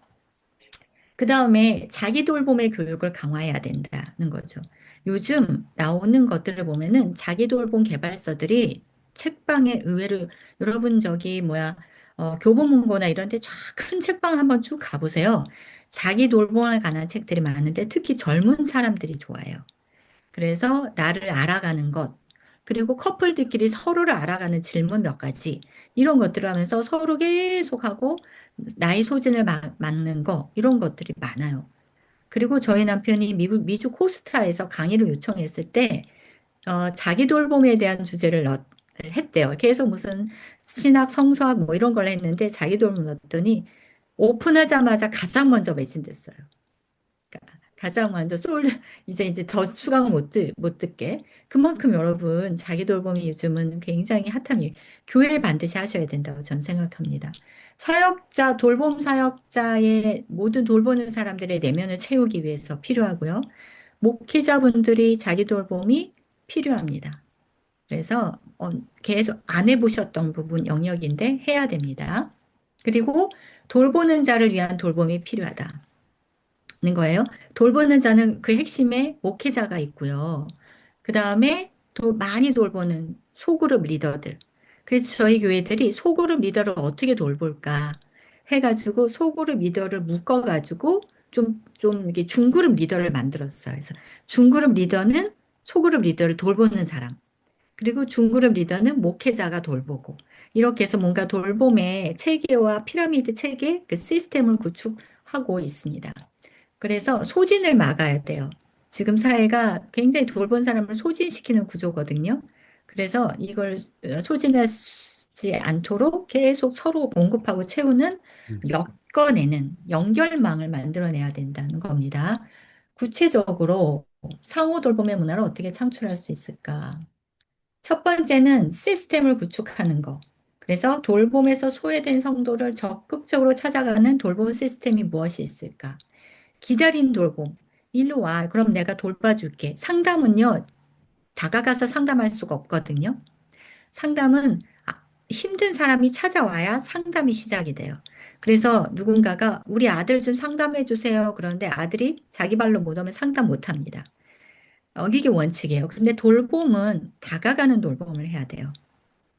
돌봄은 돌봄에 소외된 사람이 누가 있을까를 교회에 이렇게 계속 살펴보셔야 되는 거죠. 저 돌보는 사람은 어떻게 하면 할까? 그런데 훅 다가가면 이분들이 한 발 뒤로 나거든요. 그럴 때 훅 다가가지 않고 보여지는 부분, 여러분 오감을 쓰는 건데요. 오감, 보이는 거, 들리는 거, 말하는 거, 냄새 맡는 거, 그러니까 먹는 거, 그리고 촉감, 이 5가지가 돌봄에 들어가야 돼요. 이 5가지가. 근데 제가 보니까 요즘 20대들, 30대들이 정말 잘해요, 이런 거를. 자기 돌봄에서도요, 정말 전문가들이고요. 그리고 돌봄에 대한 오감을 쓰는 거를 굉장히 잘하는데, 저희 교회가 부교육자님들을 데리고 한번 서울에 저기 성수동에 견학을 간 적이 있어요. 혹시 성수동 다녀 보신 적 계시나요? 성수동, 제가 서울에 사는 분들도 성수동 갔다니까 놀래더라고요. 성수동은 젊은이들의 메카 같은 곳이에요. 문화의 메카. 성수동에 제가 갔더니 향수집이 제일 많아요. 무슨 향수, 무슨 향수, 무슨 향 많은데요. 성수동을 이게 소개시켜준 목사님이 계세요. 그분도 이제 여러 가지로 이제 디자인과 예술 쪽으로 이렇게 한 목사님이세요. 그래서 목사들이 성수동을 알아야 된다라고 얘기하면서 저희가 그래서 저희 남편이 또 굉장히 그런데 깨어 있거든요. 그래서 부교육자를 다 데리고 성수동 갔는데요. 우리 부교육자들이 성수동 간다니까 너무 좋아하는 거예요. 그만큼 이게 굉장히 핫한 곳인가 봐요. 갔는데 저는 제가 뭘 느꼈냐면 저는 상담을 하기 때문에 오감 활용을 되게 중요하게 여기는데 언제부턴가 어느 백화점을 갔더니 제가 평택에 평택에 그 신세계 스타필드가 들어왔어요. 몇 년 전에. 근데 스타필드에 지금은 안 가지만 예전에는 점심 먹으러도 가끔 갔는데 지하 주차장에서 에스컬레이터를 딱 1층에 올라가면 가장 먼저 뭘 느꼈냐면 냄새가 들어와요. 향수 냄새인데요. 그 향수 냄새가 제가 그렇게 좋을 수가 없는 거예요. 아, 백화점이어서 이렇게 고급진 냄새가 나나? 했어요. 그래서 저는 스타필드 그 냄새 때문에 가거든요. 그 냄새가 너무 좋은 거예요. 저는 되게 오감이 예민한 사람이거든요. 근데 그래서 저희 남편한테 계속 우리 교회에도 라비의 냄새 좀 나게 하자. 너무 좋겠다. 제가 그 얘기를 몇 번 했는데 저희 남편이 뭐 잘 안 됐죠. 근데 성수동에 가니까 거기는 향수의 메카더라고요. 여러분 요새 젊은 사람들은요, 향수가 자기를 말한다고 생각한대요. 근데 그게 향수가요, 굉장한 힐링을 주는 거 아세요? 냄새가? 이 냄새가, 그래서 제가 성수동 몇 군데를 갔는데, 정말 다 쓰러져 가는 부뚜막도 있고 옛날 구식 화장실이 있는 데인데, 그런 건물이에요. 그런 건물인데, 너무 멋진 곳으로 보이는 이유가 뭐냐? 그러니까 조명과 향수더라고요. 아주 후지고 아주 막 냄새 날 것 같은 그런 딱 보는 사진만 찍어도 냄새 날 것 같은 곳인데 보기만 그렇지 거기 안에 향수가 냄새가 상당히 고급진 냄새가 나는 거예요. 조명이 되게 멋있는 거예요. 그러니까 그게 뭐냐면 그게 레트로가 되더라고요. 옛날 감성. 옛날 감성. 여러분, 제가 이 말을, 그래서 저희, 거기 성수도 갔다 오고 난 다음에 저희 향수는 나와요. 교회 딱 로비에 들어오면 내가 돈이 듭니다. 그래서 지금 이거 왜 하느냐라는 분이 계시대요. 이거 돈 드는 일을 왜 하냐? 그런데 저희 딸은 딱 들어오더니, 교회에서 좋은 냄새 난다 하더라고, 로비에 들어오면. 저는 모르겠어요. 근데 교회가 들어오면 막 전투적으로 기도해야 되고, 전투적으로 봉사해야 되는 거면 너무 힘들잖아요, 교회가. 그런데 교회 오면은 뭔가 쉼을 얻는다. 이게 의리의리한 교회의 모습이 아니에요. 왜냐하면 제가 레트로 감성 얘기했잖아요. 건물이 낡고 건물이 후져도요. 그것이 레트로 감성으로 바뀔 수 있는 거예요. 뭘 통하냐면 저는 오감을 통해서라고 생각합니다. 그러니까 그거 자체가 쉼인 거죠. 저는 이것도 문화라고 생각해요. 문화는 오감을 활용해야 합니다. 되게 중요해요. 보이는 것을 하는 거. 근데 저는 또 거기에 또 뭐가 있냐면, 이거 얘기하다가 설명하다 다 가겠네. 어, 설교가 저는 매우 중요하다고 생각해요. 교회 문화를 창출하는데 키입니다, 키. 설교가 키예요. 그래서 목회자가 어떤 돌봄적 감각과 감수성과 방향을 갖고 있느냐가 설교에 녹아지거든요. 어떤 목회자가 갖고 있는 목회적 철학이라고 하는 게 설교에 녹아지게 돼 있어요. 저희 남편은요, 딱 분명하게 정하더라고요. 모든 설교에 돌봄적 감수성을 넣으려고 하고 있더라고요. 그게 굉장히 교인들에게 하죠. 그런데 이게 교인들의 시너지를 일으키면서 교회 활력을 일으키는 거예요. 그래서 교회 굉장히 저희 그러고 난 다음에 담 넘어 선교라는 걸 하거든요. 담 넘어 전도.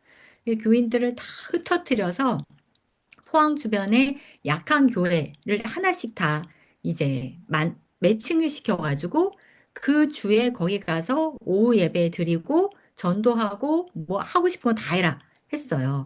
근데 저희 교회가 교인들이 충만하게 돌봄을 받으니까 담 넘어 전도에 엄청나게 많은 그룹들이 참가해서 그 교회를 완전히 뒤집어 놓고 오더라고요.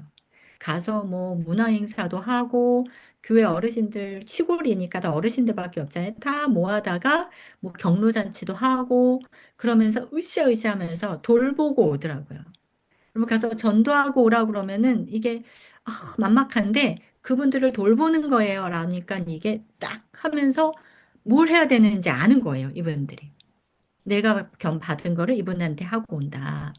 그래서 여러분 돌봄의 문화가 구축돼 가고 있습니다. 문화 조성. 그다음에 돌봄 교육과 훈련받은 평신도 양성 과정인데요. 이거는 지금 제가 기획해서 하고 있지만 이거는 단기간에 이루어지는 건 아닙니다. 일단 목회자 1인이 1인만이 돌보는 게 아니다. 저는 상호 돌봄이라는 제목보다 서로 돌봄이 더 좋아요. 되게 부드럽고 뭔가 한국 문화적인 뭔가 이렇게 정겨운 느낌이 있어요. 그래서 이걸 우리 성도들이 더 선호하더라고요. 그래서 돌봄 교육을 하고 저희 교회는 돌봄 사역자를 바나바 사역자라고 부릅니다. 위로의 사람 바나바. 그래서 저희 담임 목사님이 지었어요. 두 번째로는 자기 교육, 돌봄 교육에 강하죠. 그래서 저희 교회는 돌보는 자가 먼저 자기를 돌볼 수 있도록 훈련하는 여정을 잡습니다. 요거는 그냥 넘어갈게요. 돌보는 시스템이 새가족과 돌봄을 제일 잘했던 거 아시죠, 여러분? 새가족이 새로운 사람을 얼마나 잘 도웁니까? 근데 제가 그게 아쉽더라고요. 새가족부를 지나서 일반 속으로 가면은 정착률이 확 떨어져요. 왜냐면 새가족부의 돌봄의 역량을 소그룹이 갖추지 못하기 때문이에요. 그래서 저는 차라리 우리 교회가 새가족부를 줄이고, 우리 교회는 예전에 새가족부가 6개월 동안 데리고 있었어요. 인큐베이트처럼. 그런데 지금은 새가족부를 한 달로 줄이고요. 소그룹이 그거를 받아 안아서 소그룹 안에 새가족을 활용하는 걸로 강화하는 걸로 가고 있고요. 그래서 자기 돌봄 교육은 케어링으로 압축될 수 있습니다. 1강, 2강은 나는 누구인가? 돌봄을 받는 자로, 돌보는 자로. 자신의 어린 시절을 돌아보게 하면서 자신의 살펴보고요. 3강은 돌봄의 원리와 시스템에서 경청하는 걸 배우는데 이것도 사실은 자기 돌봄과 관련되기도 해요. 그 다음에 4강은 공감하는 걸 배우죠. 그리고 5강, 6강은 지금 없앴습니다. 지금 4강으로 끝냈어요. 케어링 데이는요, 공개적으로 상담이나 돌봄에 대해서 관심 있는 외부 강사를 모셔가지고, 1년에 한 차례 정도 전체 교인을 대상으로 한 특강을 하고 있고요. 졸업생들은 다 참가해야 되고. 그래서 이제 이 4강으로 하고 있습니다. 한 달에 맞춰요. 음, 목회자 대상 돌봄 훈련 로드맵이 저희 이거를 할 때 아까 얘기했던 부교육자 대상으로 하는 수련회 때 요걸 논의했고요. 그 다음에 한 번에 바로 한 게 아니라 2차 수련회 때 또 해가지고 논의했고요. 그 다음에 저희 목회자 콜로키움이라고 매주 금요일 날, 이번 학기는 좀 쉬고 있는데 매주 금요일 날 목회자들께서 교인들 신방하고 돌본다고 생각하는데요. 이것이 좀, 이게 되게 한계가 많고, 목회자 돌봄을 어떻게 생각하세요? 그랬더니 늪에 빠진 느낌이래요. 질문하니까. 왜 늪에 빠진 느낌이야? 그랬더니 내가 너무 시간도 많이 들이고 에너지도 많이 썼는데 교인이 안 변화하더라는 거예요. 안 변하니까 너무 지치더라는 거야. 이거 언제까지 하나? 그래서 자기가 돌봄을 안 하고 싶다는 생각이 들었다는 거예요. 그러니까 이건 뭔가를 해야 된다고 생각하니까 힘들었던 거죠. 그래서 목회자들께서 돌봄의 체질을 강화해야 되겠구나 싶어서 제가 저희 교회 그 목사님들을 대상으로 콜로키움을 매주 1시간씩 하면서 일주일 동안 교인 만났던 거, 대화 나눴던 거를 가져와서 저희가 하나하나 토론을 했습니다. 그래서 그 토론 주제들이 되게 많았어요. 나중에 한번 책을 내도 좋겠다 생각해서 이런 계획들을 이제 세워서 사실은 어, 모든 교회가 이런 걸 세우실 필요 없어요. 왜냐하면 이거는 제가 감을 잡기 위해서 한 거고요. 이걸 토대로 해서 제가 이제 마련한 게 목회자, 사랑방 목자 설문조사도 했었어요. 목자로서 돌보기 힘든 대상이 누구냐. 저희 교회는 예민한 사람 힘들었고 소극스러운 사람 힘들었어요. 그래서 또 어떤 도움이 필요하냐 그랬더니 자기관리와 돌봄의 균형. 요거 이제 저희 소그룹 리더들 대상으로 설문조사한 내용이기도 했고요. 알고 싶은 돌봄 영역이 뭐냐 그랬더니 우울하고 불안한 사람은 어떻게 돌볼까 이런 거 알고 싶어 했고 이런 거는 저희가 조사한 결과고요. 그래서 자, 요 얘기하면서 마치겠습니다. 바나바 사역자 양성 파이프라인이에요. 케어링. 요거는 정교인 듣고 싶은 사람 모두 다 듣게 합니다. 1년에 2차례 열려요. 그래서 요거는 소수를 받고요.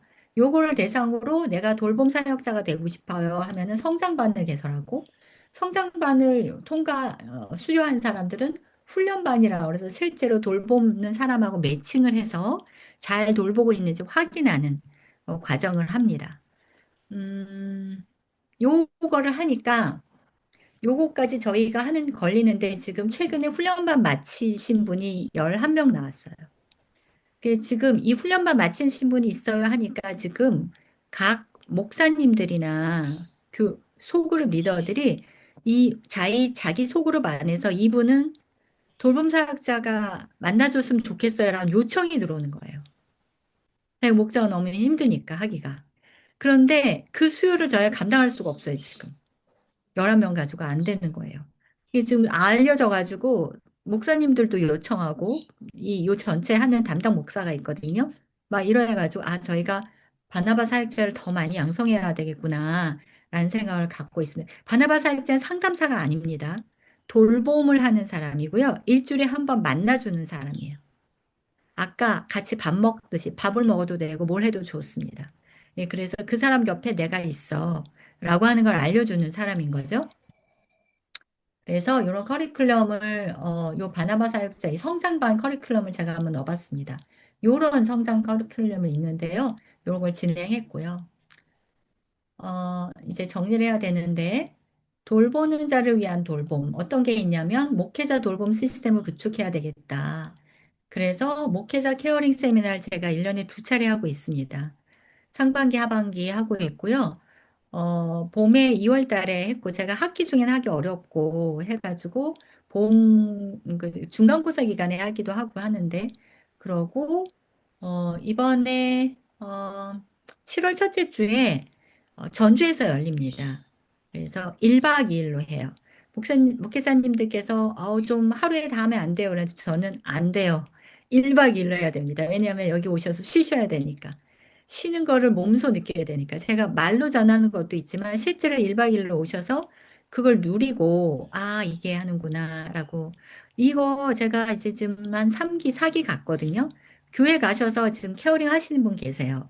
그런데 하신 분이 오셔서 고백하기를 뭘 하려고 더 한다고 생각하니까 이게 늪에 빠진 거예요.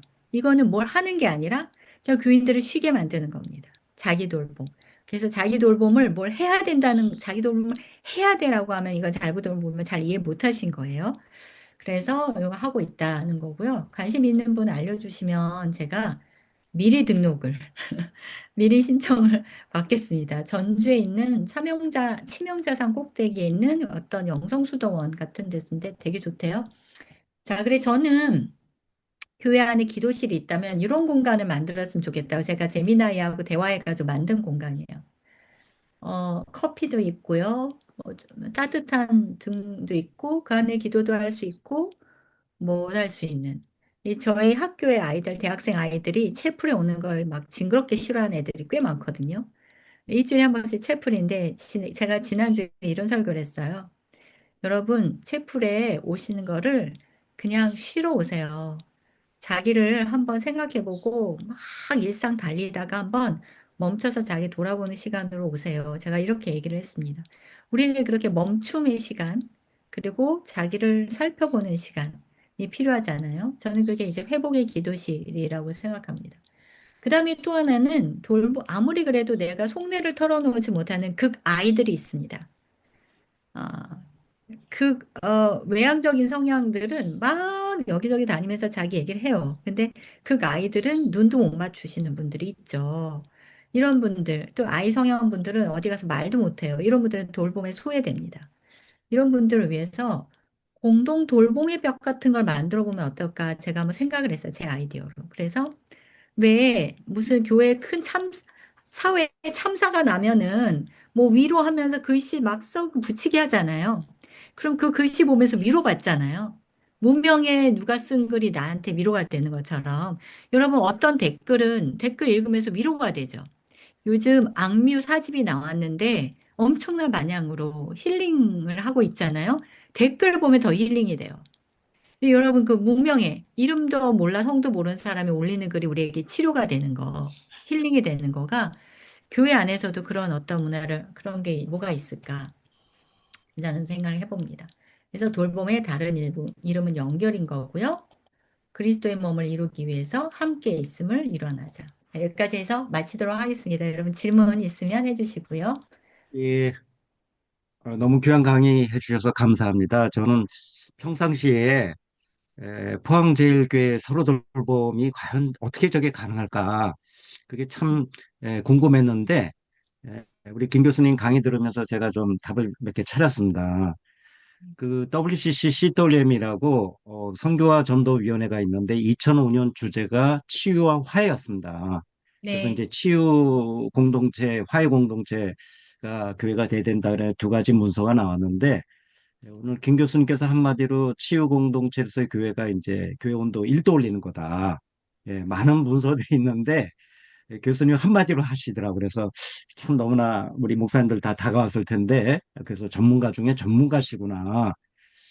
근데 목사님 설교를 사모님이 듣고 은혜 받는 경우가 얼마나 됩니까? 52주 중에 뭐 손에 꼽을 겁니다.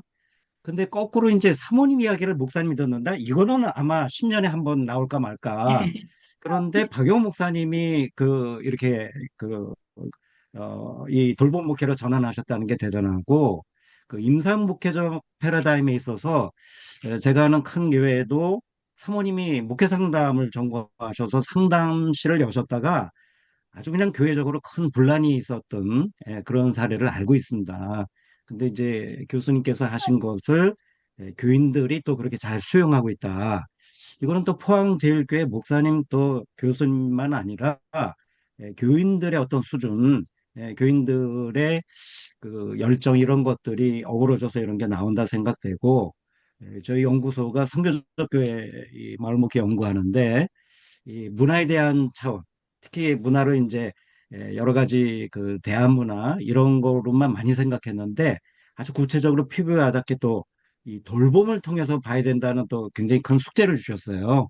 그래서 너무 감사드리고 제가 하나 궁금한 거는 여기 지금 들어오신 목사님들이 정말 아시잖아요. 너무 바쁜 목사님들인데 네, 제가 이렇게 목사님 말씀을 좀 듣다 보면 정말 답답한 게 말도 안 되는 상황에서 목회하시는 경우가 너무 많습니다. 예, 맞아요. 최근에도 어떤 목사님이 교회에서 쫓겨나셨는데 그분은 제가 볼 때 정말 존경스러운 목사님이고 열심히 하시고 잘하시는 목사님이거든요. 음, 그런데 교회에서 쫓겨나요. 그게 제가 우리 목사님들한테 늘 물어보는 것 중에 하나가 여쭤보는 것 중에 하나가 이제 안식월. 뭐 안식년 가는 목사님은 한국에 없으시잖아요. 예, 네. 근데 이제 안식월. 예, 최근에 어떤 교회 보니까 7년도 아니고 한 10년 만에 받으셨는데 3개월을 받으셨어요. 그걸 목사님에게 3개월을 주지 않고 한 달씩 3번에 나눠서 하시더라고요. 그래서 왜 그럽니까? 그랬더니 목사님이 한 달 넘으면 교인들이 숫자가 줄어든. 아유, 그러니까 이렇게 석 달도 못 쉬. 근데 이제 여기 계신 목사님들 뭐 다 조금 사정이 다르겠습니다만 이제 우리 부산, 경남, 울산 있는 목사님들이 전반적으로 예, 안식월을 얻기가 너무너무 힘드세요. 그래서 음, 제가 가서 설교하면서 그런 얘기하면 가제가 개편이라고 별로 설득력이 없는 것 같아요. 교수님 이럴 때 어떻게 네. 하면 좋겠습니까? 아, 마음이 아프죠. 마음이 아프고, 뭐, 저희도 미국에서 개척해가지고, 10년 동안, 뭐, 그런 거 없이 지냈고요. 늘 했는데, 그래서 저는 고민을 많이 하고 있습니다. 그래서, 목회자 케어링이라고 제가 시작하게 된 게요. 저희 교회의 돌봄 얘기를 들은 어떤 교인이, 근데 기초수급자인 교인이었어요. 그 교인이 자기가 모은 재산을 들고 왔어요. 목양실에. 한 2천만 원쯤 냈던 것 같아요. 그런데 목사님, 제가 너무 돌봄에 대한 설교를 받고 너무 많은 위로를 받아서 이거를 목사님 의미 있게 써달라고 목양실에 들고 오신 거예요. 근데 제가 케어링을 계속 하면서, 이거를 우리 목회자 대상으로 해야 되는데 제가 자신이 없었어요. 왜냐하면 제 학교가 너무 먼 곳에 있기 때문에 왔다 갔다 그랬는데, 그때 제가 그 목양실에 있었는데, 저희 남편이 그걸 받아들고, 이거는 목회자를 위해서 써야 되겠다라고 하는 얘기를 하더라고요. 그때 저는 하나님이 나보고, 저보고, 목회자 케어링을 해라고 하는 걸로 제가 받아들였어요. 그래서 그거를 저희 교회에서 할 수는 없고 하니까 그 미래 목회와 말씀 연구원으로 해서 사실 목회자 케어링은 거기 주관으로 하고 있습니다. 그러다 보니까 좀 타교단 목사님들이나 이런 분들이 그냥 광고도 크게 하지도 않아요. 않는데 그게 시작이었고 제가 그걸 대대적으로 못하는 이유는 제가 시간이 없다는 이유 때문에 체력의 한계가 있다는 것 때문에 하는데 사실은 1박 2일 목회자 그래서 처음에 시작했을 때요. CTS에서 돌봄 목회를 말하다 해서 예, 전국 그 패널 그런 유튜브 방송이었는데 그때 그 브로셔에다가 목회자를 위한 케어링이라고 하는 거를 언제 연다고 또 한 4개월 이후에 있는 일을 넣었어요. 근데 그걸 보고서 몇 분이 바로 신청을 하시더라고요. 그 자리에 계신 분들이. 그래서 모여서 목회자 케어링을 열었는데 정말 어렵고 힘들게 목회하시는 분들이 많이 오셨어요. 제가 20명 제안했거든요. 근데 제가 정말, 이 사역이 필요하구나라는 생각이 들었고, 그때 소망수양관에서 했는데요. 소망수양관에서 1년에 한두 번씩 합니다. 근데 거기가 되게 환경이 좋아서요.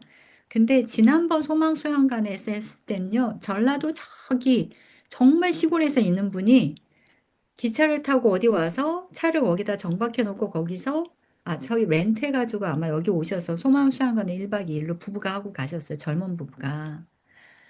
음, 정말 힘들고 어렵고 쉼이라는 걸 모르고 사역하시는 목회자가 정말 많다는 걸 제가 알았고, 저는 그래서 목회 상담 협회에서도 많은 그런 소망을 갖고 있는 우리 이제 임원들이 계시는데, 이게 좀 목회자를 위한 케어링이, 돌봄이 정말 적극적으로 이루어져야 되겠구나. 이게 우리의 사명이구나. 이런 생각을 하게 되었습니다. 그래서 케어링을 오시면 1박 2일이라도 씻을 수가 있습니다. 예, 예, 감사합니다. 우리 거제 신영교회 서영준 목사님께서 우리 김세훈 목사님 교수님 연결해 주셨는데 작년에 한번 네, 예, 강연을 해주셨다고 그러더라고요. 서 네, 목사님 뭐 좀 궁금하신 거 있으면 좀 여쭤보시죠. 오늘 또 강의를 들으니까 좀 더 심도 있게 더 깊이 들어가는 것 같고요. 너무 감사했습니다. 이제 한 가지 궁금한 거는 이제 아까 자기 돌봄과 그 케어링에 관련된 프로그램들을 안내를 해주셨는데 네, 이제 뒤에 적극적 경청과 이제 그 공감에 대한 부분은 뭐 이제 좀 어느 정도 이해가 되고 내용이 이럴 것이다라고 유추가 되는데 이제 1번, 2번 강의에서 네, 자기 돌봄에 네, 대한 부분들이 좀 더 네, 구체적인 커리큘럼을 좀 알려주시면 좋겠다. 아, 네, 네, 수련회 와야 네, 된다라고만 끝내지 마시고 네, 그 내용을 좀 알려주시면 좀 네, 더 네, 도움이 네. 되겠다는 생각이 듭니다. 네. 네네. 그 내용을 보고, 뭐, 전국 여기저기서 좀 와서 해달라고 제가 연락을 받아요. 그런데, 일단은 제가 뭐 매주 가서 하면 너무 좋겠지만, 그게 어려운데, 최근에 대구에서 어느 교회에서 케어링을 들은 목사님이 교회 권사님 몇 분을 보내셨어요. 우리가 케어링 하고 싶다. 근데 이 권사님들이 다 상담 공부를 하신 분들이더라고요. 오셨어요. 그래가지고 제가 일단 만나 뵙고 이제 케어링 얘기 설명을 드리고 교재도 드리고 했는데 권사님은 바로 아시더라고요. 이거 제가 강의 못 하는데요. 하시더라고요. 그래서 많은 목사님들이 그렇게 얘기하세요. 저희 교회 와서 해주시든가 아니면은 뭐 평신도들을 모아놓고 좀 해주시든가 해서 제가 뭐든 하여튼 고민을 하고 있고요. 이런 것들이 대단하게 뭐 놀라운 뭐 강의 내용이 있는 건 아니거든요. 그래서 이게 확산되면 좋겠다는 생각이 드는데 첫 번째, 두 번째는 뭐냐면 자기의 과거를 한번 돌아보고 과거에 내가 좀 응어리진 거나 아니 뭐 그거 아니어도 상관없어요. 나는 어떤 아이다. 난 밝은 아이였다. 사랑을 많이 받은 아이였다. 뭐든 좋아요. 자기 과거를 돌아보면서 과거의 자기의 모습과 지금을 연결시켜 보는 거기에 심리학적으로 되게 큰 의미가 있기 때문인데요. 다 설명드릴 수는 없고 두 번째는 감정 얘기를 다룹니다. 우리가 감정을 못 다루기 때문에 어려움을 겪는 경우가 많아요. 그래서 내가 억압된 나의 감정 또는 내가 분출하지 못했던 감정들, 이런 감정들을 어떻게 받아들이고 어떻게 내 걸로 수용할까? 이 두 가지를 합니다. 네. 음. 예, 감사합니다. 항소교회 나지천 목사님, 뭐 궁금하신 거나 느끼신 점 있으면 말씀해 주시면 고맙겠습니다.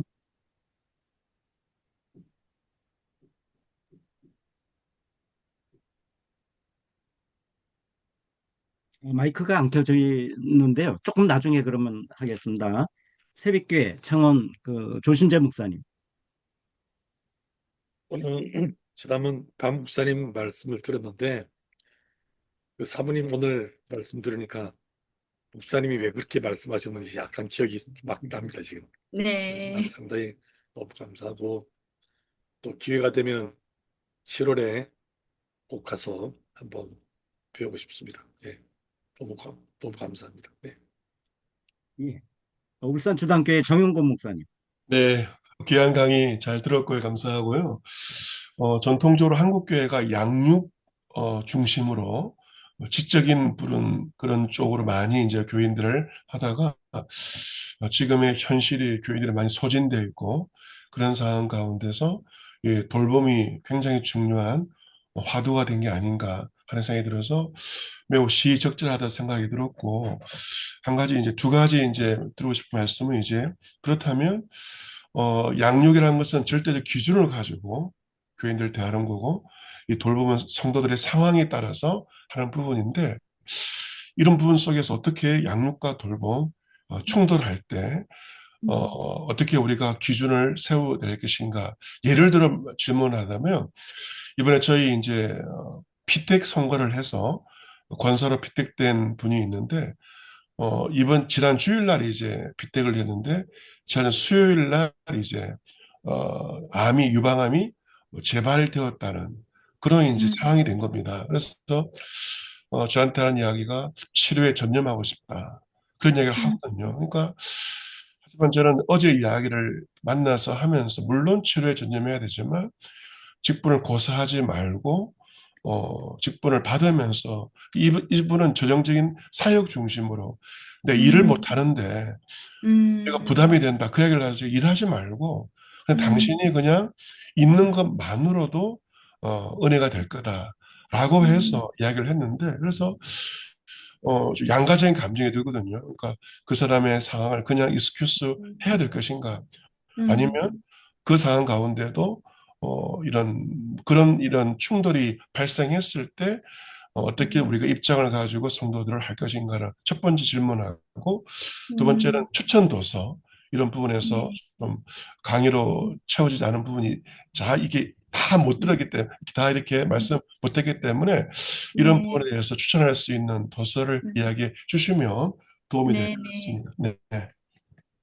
앞부분은 굉장히 이제 독특한 상황인 것 같아요. 음, 그러니까, 일반화시킬 수는 없겠고, 왜냐하면 이제 저희 영역은 다 언제나 음, 개별 사례를 두고 네. 논의를 하기 때문에, 어, 그런데, 음, 저희가 그런 대화들을 목회자 콜로키움에서 늘 해왔었습니다. 일주일에 한 번씩.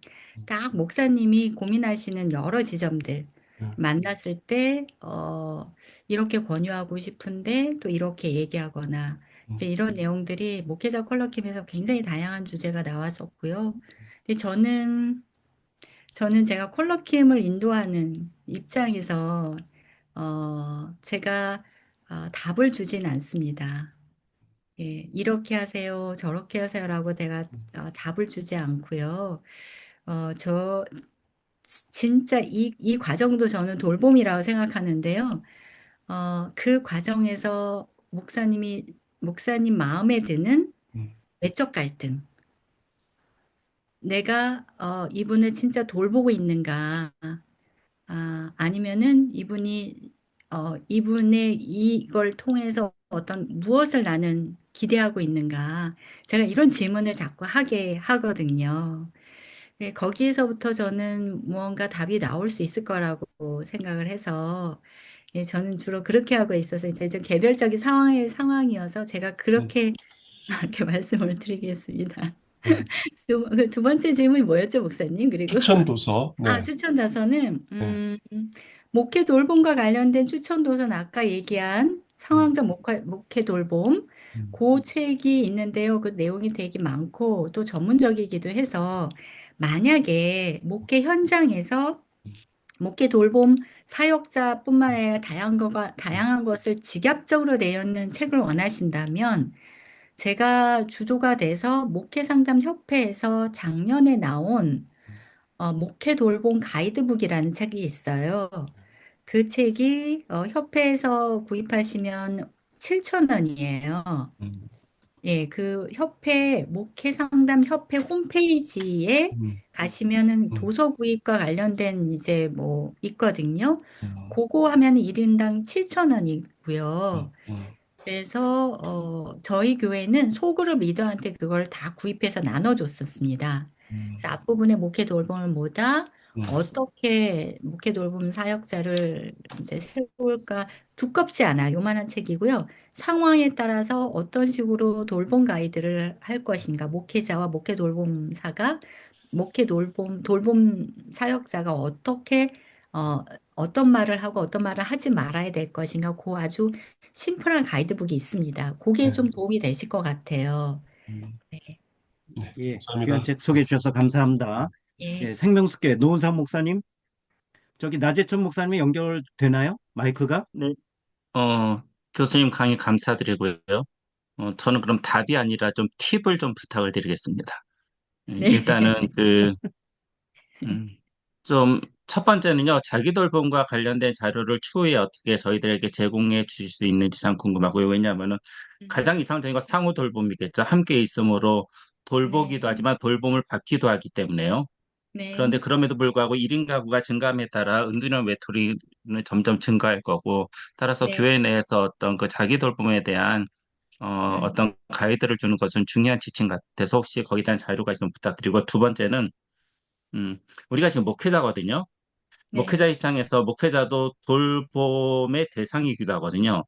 네, 그런데 우리 맞습니다. 목회자가 어떤 뭐 상호 돌봄이 가장 좋겠죠. 같은 목회자 그룹, 네, 어떤 그 네. 지지 그룹 내에서 어떤 지지 그룹을 만들어서 어떤 상호 돌봄이 가장 좋을 텐데, 뭐 네. 상황이 이렇게 그 네. 지지 그룹을 만들어서 같이 하기에는 쉽지 않기 때문에 네. 목회자에게 줄 수 있는 자기 돌봄의 중요한 팁들은 몇 가지들이 있는지, 네, 목회자 네. 스스로 자기 돌볼 수 있는 네, 것들, 네. 그걸 네. 좀 말씀해 주셨으면 감사하겠습니다. 네, 감사합니다. 목회도물 가이드북과 혹시 자기돌봄과 관련된 거는 신앙서적과 관련된 건 거의 없어요. 근데 제가 좀 더 찾아보겠습니다. 찾아봐서 황영률 교수님 통해서 제가 좀 전달해 드리도록 하고요. 아까 얘기한 목회돌봄 가이드북 구입과 관련해서도 알려드리겠고, 목회자의 자기돌봄에서 제가 언제나 자기돌봄의 가장 기본적인 거는 내가 가장 지친 나에게 약간의 생수를 마시는 것 같은 그런,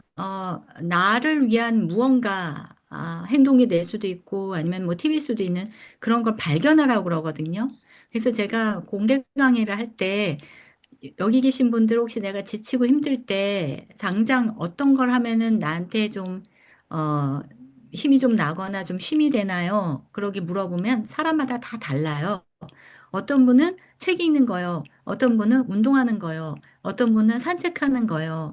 어떤 분은 기도하는 거요. 이렇게 하거든요. 근데 다 좋습니다. 근데 저는 5가지를 만들려고 그래요. 상담사들이 보통 5가지 있습니다. 3가지에서 3가지도 적어요. 왜냐하면 어떤 거는 잘 안 될 때가 있거든요. 책을 보려고 그러는데 지쳐서 눈에 안 들어올 때도 있고요. 기도가 힐링이 되는 경우는 정말 목사님들은 너무 좋죠. 기도 말씀. 근데 언제는 기도와 말씀이 나에게 힘이 안 되고 그 해야만 하는 걸로 다가올 수가 있거든요. 그때는 다른 걸 하셔야 됩니다. 그래서 5가지. 저는 뭐냐고 물어보시면 전 청소예요. 저는 청소가 언제든지 저한테는 굉장히 큰 힐링을 줘요. 예, 지치면 청소를 좀 합니다. 근데요, 그 안에 그걸 선정할 때의 좀 가이드가 있어요. 첫 번째는 돈이 많이 들면 안 돼요. 예. 그리고 두 번째는 지금 바로 당장 하실 수 있는 거여야 돼요. 여행 간다 이런 건 잘 안 돼서 결국은 의미가 없거든요. 그 세 번째는 타인한테 피해를 주면 안 됩니다. 그러니까 뭐 젊은 애들이 막 술 마신다 막 이러면은 나는 기분이 좋아지고 나 뭐 좀 될지 기분 할지 모르지만 이게 타인에게 방해를 줄 수 있거든요. 그래서 3가지 가이드를 지켜서 나한테 나 이걸 하면 기분이 좋아져. 제가 그 질문하니까요. 제 공개 강좌에서 이런 질문 자주 하는데요. 이거 질문만 받아도 기분 좋아하시는 거 아세요? 생각만 해도 행복한 거예요. 아, 내가 뭘 할 때 행복했지? 라고, 뭘 할 때 즐거웠지? 뭘 할 때 쉼이 됐지? 이런 걸 찾아보시는 거죠. 5가지. 5가지를 한번 근데 이거 힘들어 하시던데요. 5가지 안 되시죠? 여기 계신 분들 다들. 예. 예, 감사합니다. 항석교회 나재천 목사님. 네, 소리 들립니까? 예, 잘 예, 들립니다. 예, 제가 지금 컴퓨터 문제가 있어가지고, 어, 지금 스마트폰하고 2개를 하고 지금 하고 있거든요.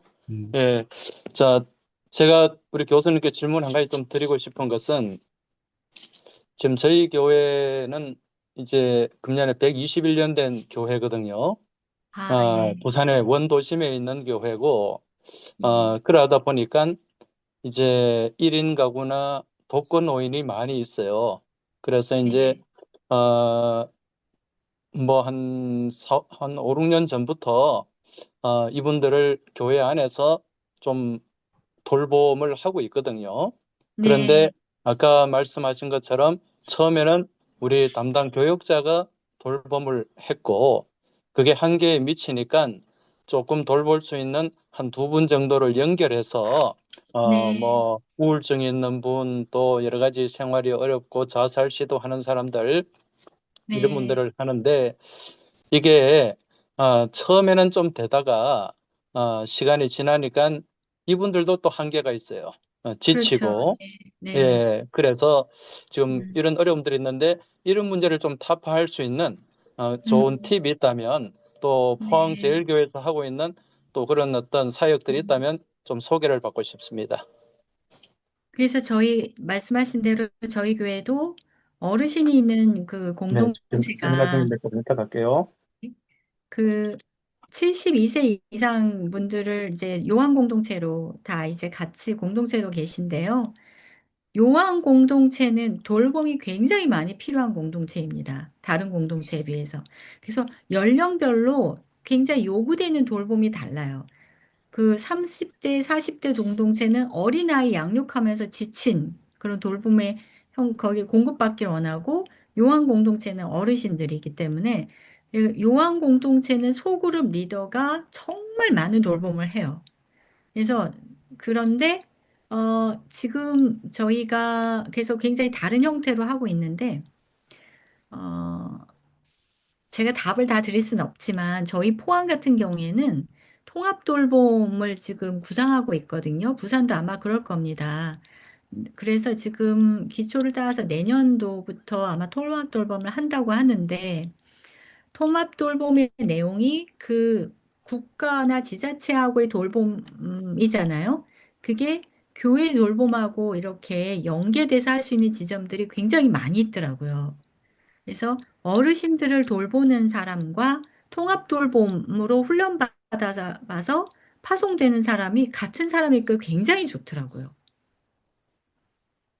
그래서 지금 저희 교회도 그걸 알아보고 있습니다. 그래서 지금 이게 돌봄, 지금 어르신 돌봄이라고 그랬는데 지금 사실은 정착되어 있는 상황은 아닌 것 같고, 저희 교회도 그렇고, 어디나. 근데 국가에서도 이거를 굉장히 심각하게 생각하고 있고, 그래서 아마 독거노인들 중심으로 생각해서 통합 돌봄을 지금 하고 있는 거고, 지자체 움직임하고 같이 가는데, 그래서 요양보호사 자격증을 따신 분이 저희 교회의 소그룹 리더나 아니면은 어떤 분을 돌보는 일대일 매칭 돌봄 사역자로 될 경우에는 이게 삼자 돌봄이 되는 거죠.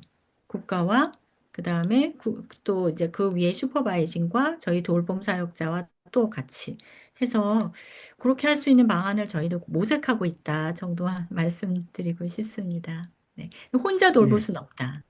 네, 맞습니다. 굉장히 소진되는 구조이기 때문에 음, 연계가 필요하다. 네. 음. 예, 예. 조동만 목사님, 마이크가 안 되시나요? 마이크가 안 되, 아, 예, 예, 소리가, 됩니다. 예, 들립니다. 그래요. 네. 오늘 일단 강의를 듣고 향수를 사기로 했습니다. 본당에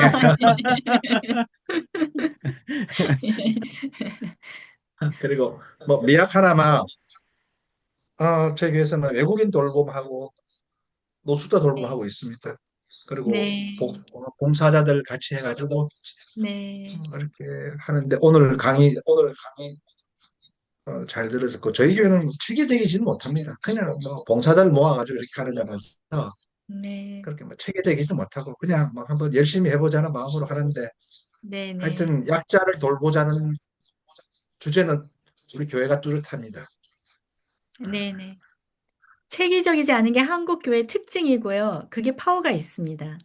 아까 그 미주의 그 스테반 미니스트리 책이 엄청 디테일하거든요. 그런데 제가 이게 한국 사람들한테 이게 먹힐까 제가 싶었는데 제가 다니다가 그 얘기를 스테판 미니스트리를 하니까 어떤 분이 오셔서 교수님 제가 그거 훈련 받았었는데요. 이분이 상담 전공하신 분이에요. 제가 훈련 받았는데요. 그거 훈련 끝나고 나서 목사님한테 책 가져다 드렸대요, 그냥. 예, 그만큼 그 강의하시는 분도 이거 그냥 다 못합니다. 이렇게 얘기하시더래요. 그러니까 한국 문화는 그냥 음식 만들 때도 조금 조금 하듯이 정확하지 않지만 무언가 그거를 마음과 뭔가 이걸로 이렇게 서로 간에 이렇게 협력해서 하는 게 굉장히 끈끈한 문화가 있기 때문에 예, 체계적이실 필요는 없을 것 같습니다. 근데요, 교수님 아이고 위로가 제가 됩니다. 교수님, 예, 네, 예, 네. 시간이 어떻게 한 5분 정도 내실 수가 아, 없으신가 보죠? 제가 지금 사실은 신방이 있어서 12시에 나가본다고 하긴 했는데요. 제가 몇 분은 제가 좀 더 해보겠습니다. 예. 저기 정학재 목사님, 이종훈 목사님, 지금 최경윤 목사님 질문을 못 하셨는데 네. 어떻게 다 하긴 어렵고 한 분만 하셔야 될 것 같은데 누가 하시겠습니까? 간단한 질문 하나만 예, 부탁드립니다. 백양업계 정학재 목사님. 예, 죄송합니다. 예.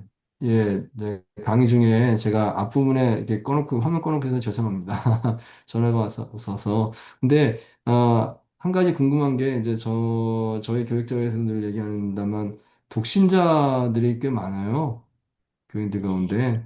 특히 젊은 세대들 독신자들도 많고요. 결혼 안 하는 청년들, 우리가 청년부가 그 나이 한계가 없어졌어요. 심지어 50살까지도 청년부에 있거든요. 네, 그러니까 이거, 근데 왜 그러냐면 그분이 교회 안에 속할 데가 없어서 그래요.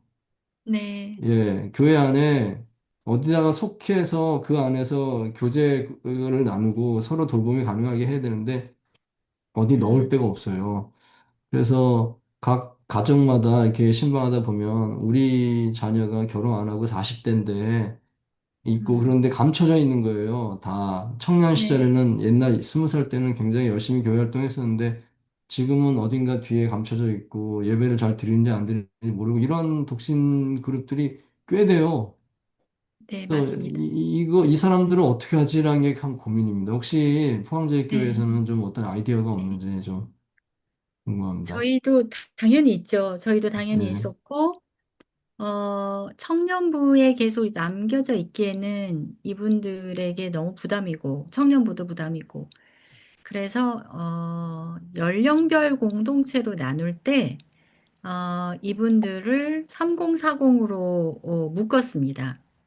그래서 다니엘 공동체로 30 이상 되는 싱글들을 다니엘 공동체로 묶어서 결혼을 하든 자녀가 있든 자녀가 없든 결혼을 안 하든 이래서 결혼 안 한 싱글, 결혼해도 자녀가 없는 커플, 하고 자녀가 뭐 초등학교 들어가기 전, 뭐 이래가지고 그거를 다니엘로 다 묶었어요. 그때 좀 약간 혼란이 있었죠. 어떤 싱글들은 나는 안 올라가겠다. 청년부에 남겠다. 어떤 사람은 올라오겠다. 그때는 강압적으로 하지 않고 선택을 줬고요. 시간이 한 몇 년 지나니까 다들 다니엘 1, 2, 3으로 나눴거든요. 그래서 아마 이분들이 아마 다니엘 1인가 그럴 거예요. 근데 다니엘 1로 묶으면서 이제 지금 진행되고 있어요. 그 안에서 결혼한 커플도 나오긴 했지만 여전히 이 다니엘 1그룹이 나이가 되면은 이제 위에 연령대로 올라갑니다. 예, 일단 시작은 그 연령대로 결혼한 사람들, 자녀 있는 사람들하고 같은 공동체를 묶었고, 공동체 모임에서는 이 사람들이 들어와요.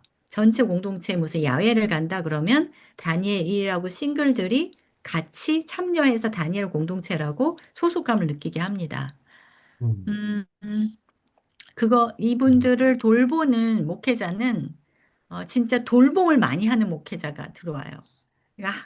그러니까, 어, 숫자는 많지 않은데, 한 명 한 명 너무 인생의 이 진도가 안 나가는 주제들을 갖고 있는 분들인 거예요. 실제로 좀 심리적으로 약한 분도 계시고, 그래서 굉장히 많은 시간 만나서 얘기하고, 그리고 어울리고, 이런 거를 한다고 들었어요. 예. 에너지를 많이 쓴다고 하더라고요. 많지 않은 숫자지만.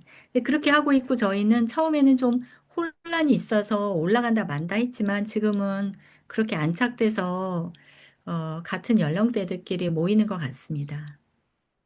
네, 네. 알겠습니다. 교회마다 감사합니다. 조금 사정은 다른 것 같아요. 예. 예, 예, 예, 오늘 고맙습니다. 어, 돌봄목에 대한 아주 중요한 그 패러다임 전환에 대해서 말씀을 해주셔서 너무 감사하고 지금 이제 시간이 넘었는데 너무 죄송하고 감사합니다. 저기 우리 목사님들 위해서 교수님 마무리 기도 부탁드리겠습니다. 네.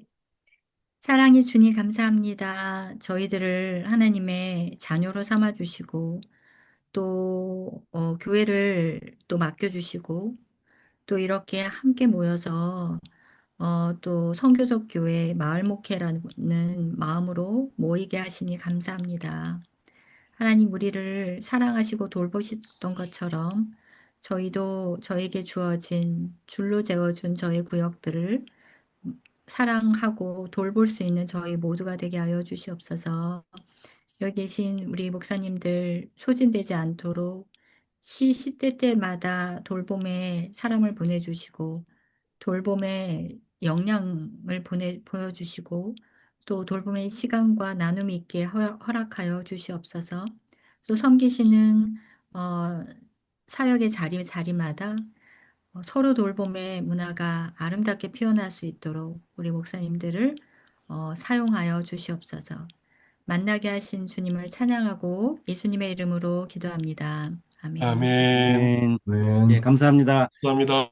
우리 한 감사합니다. 번도 질문을 감사합니다. 못 하신 경우가 없었는데 두 번 목사님 질문 기회를 못 드려 너무 죄송합니다. 예, 예. 다음에 꼭 드리도록 하겠습니다. 감사합니다, 교수님. 예, 목사님들 감사합니다. 감사합니다. 감사합니다. 예, 고맙습니다. 수고하셨습니다. 고맙습니다. 예, 예.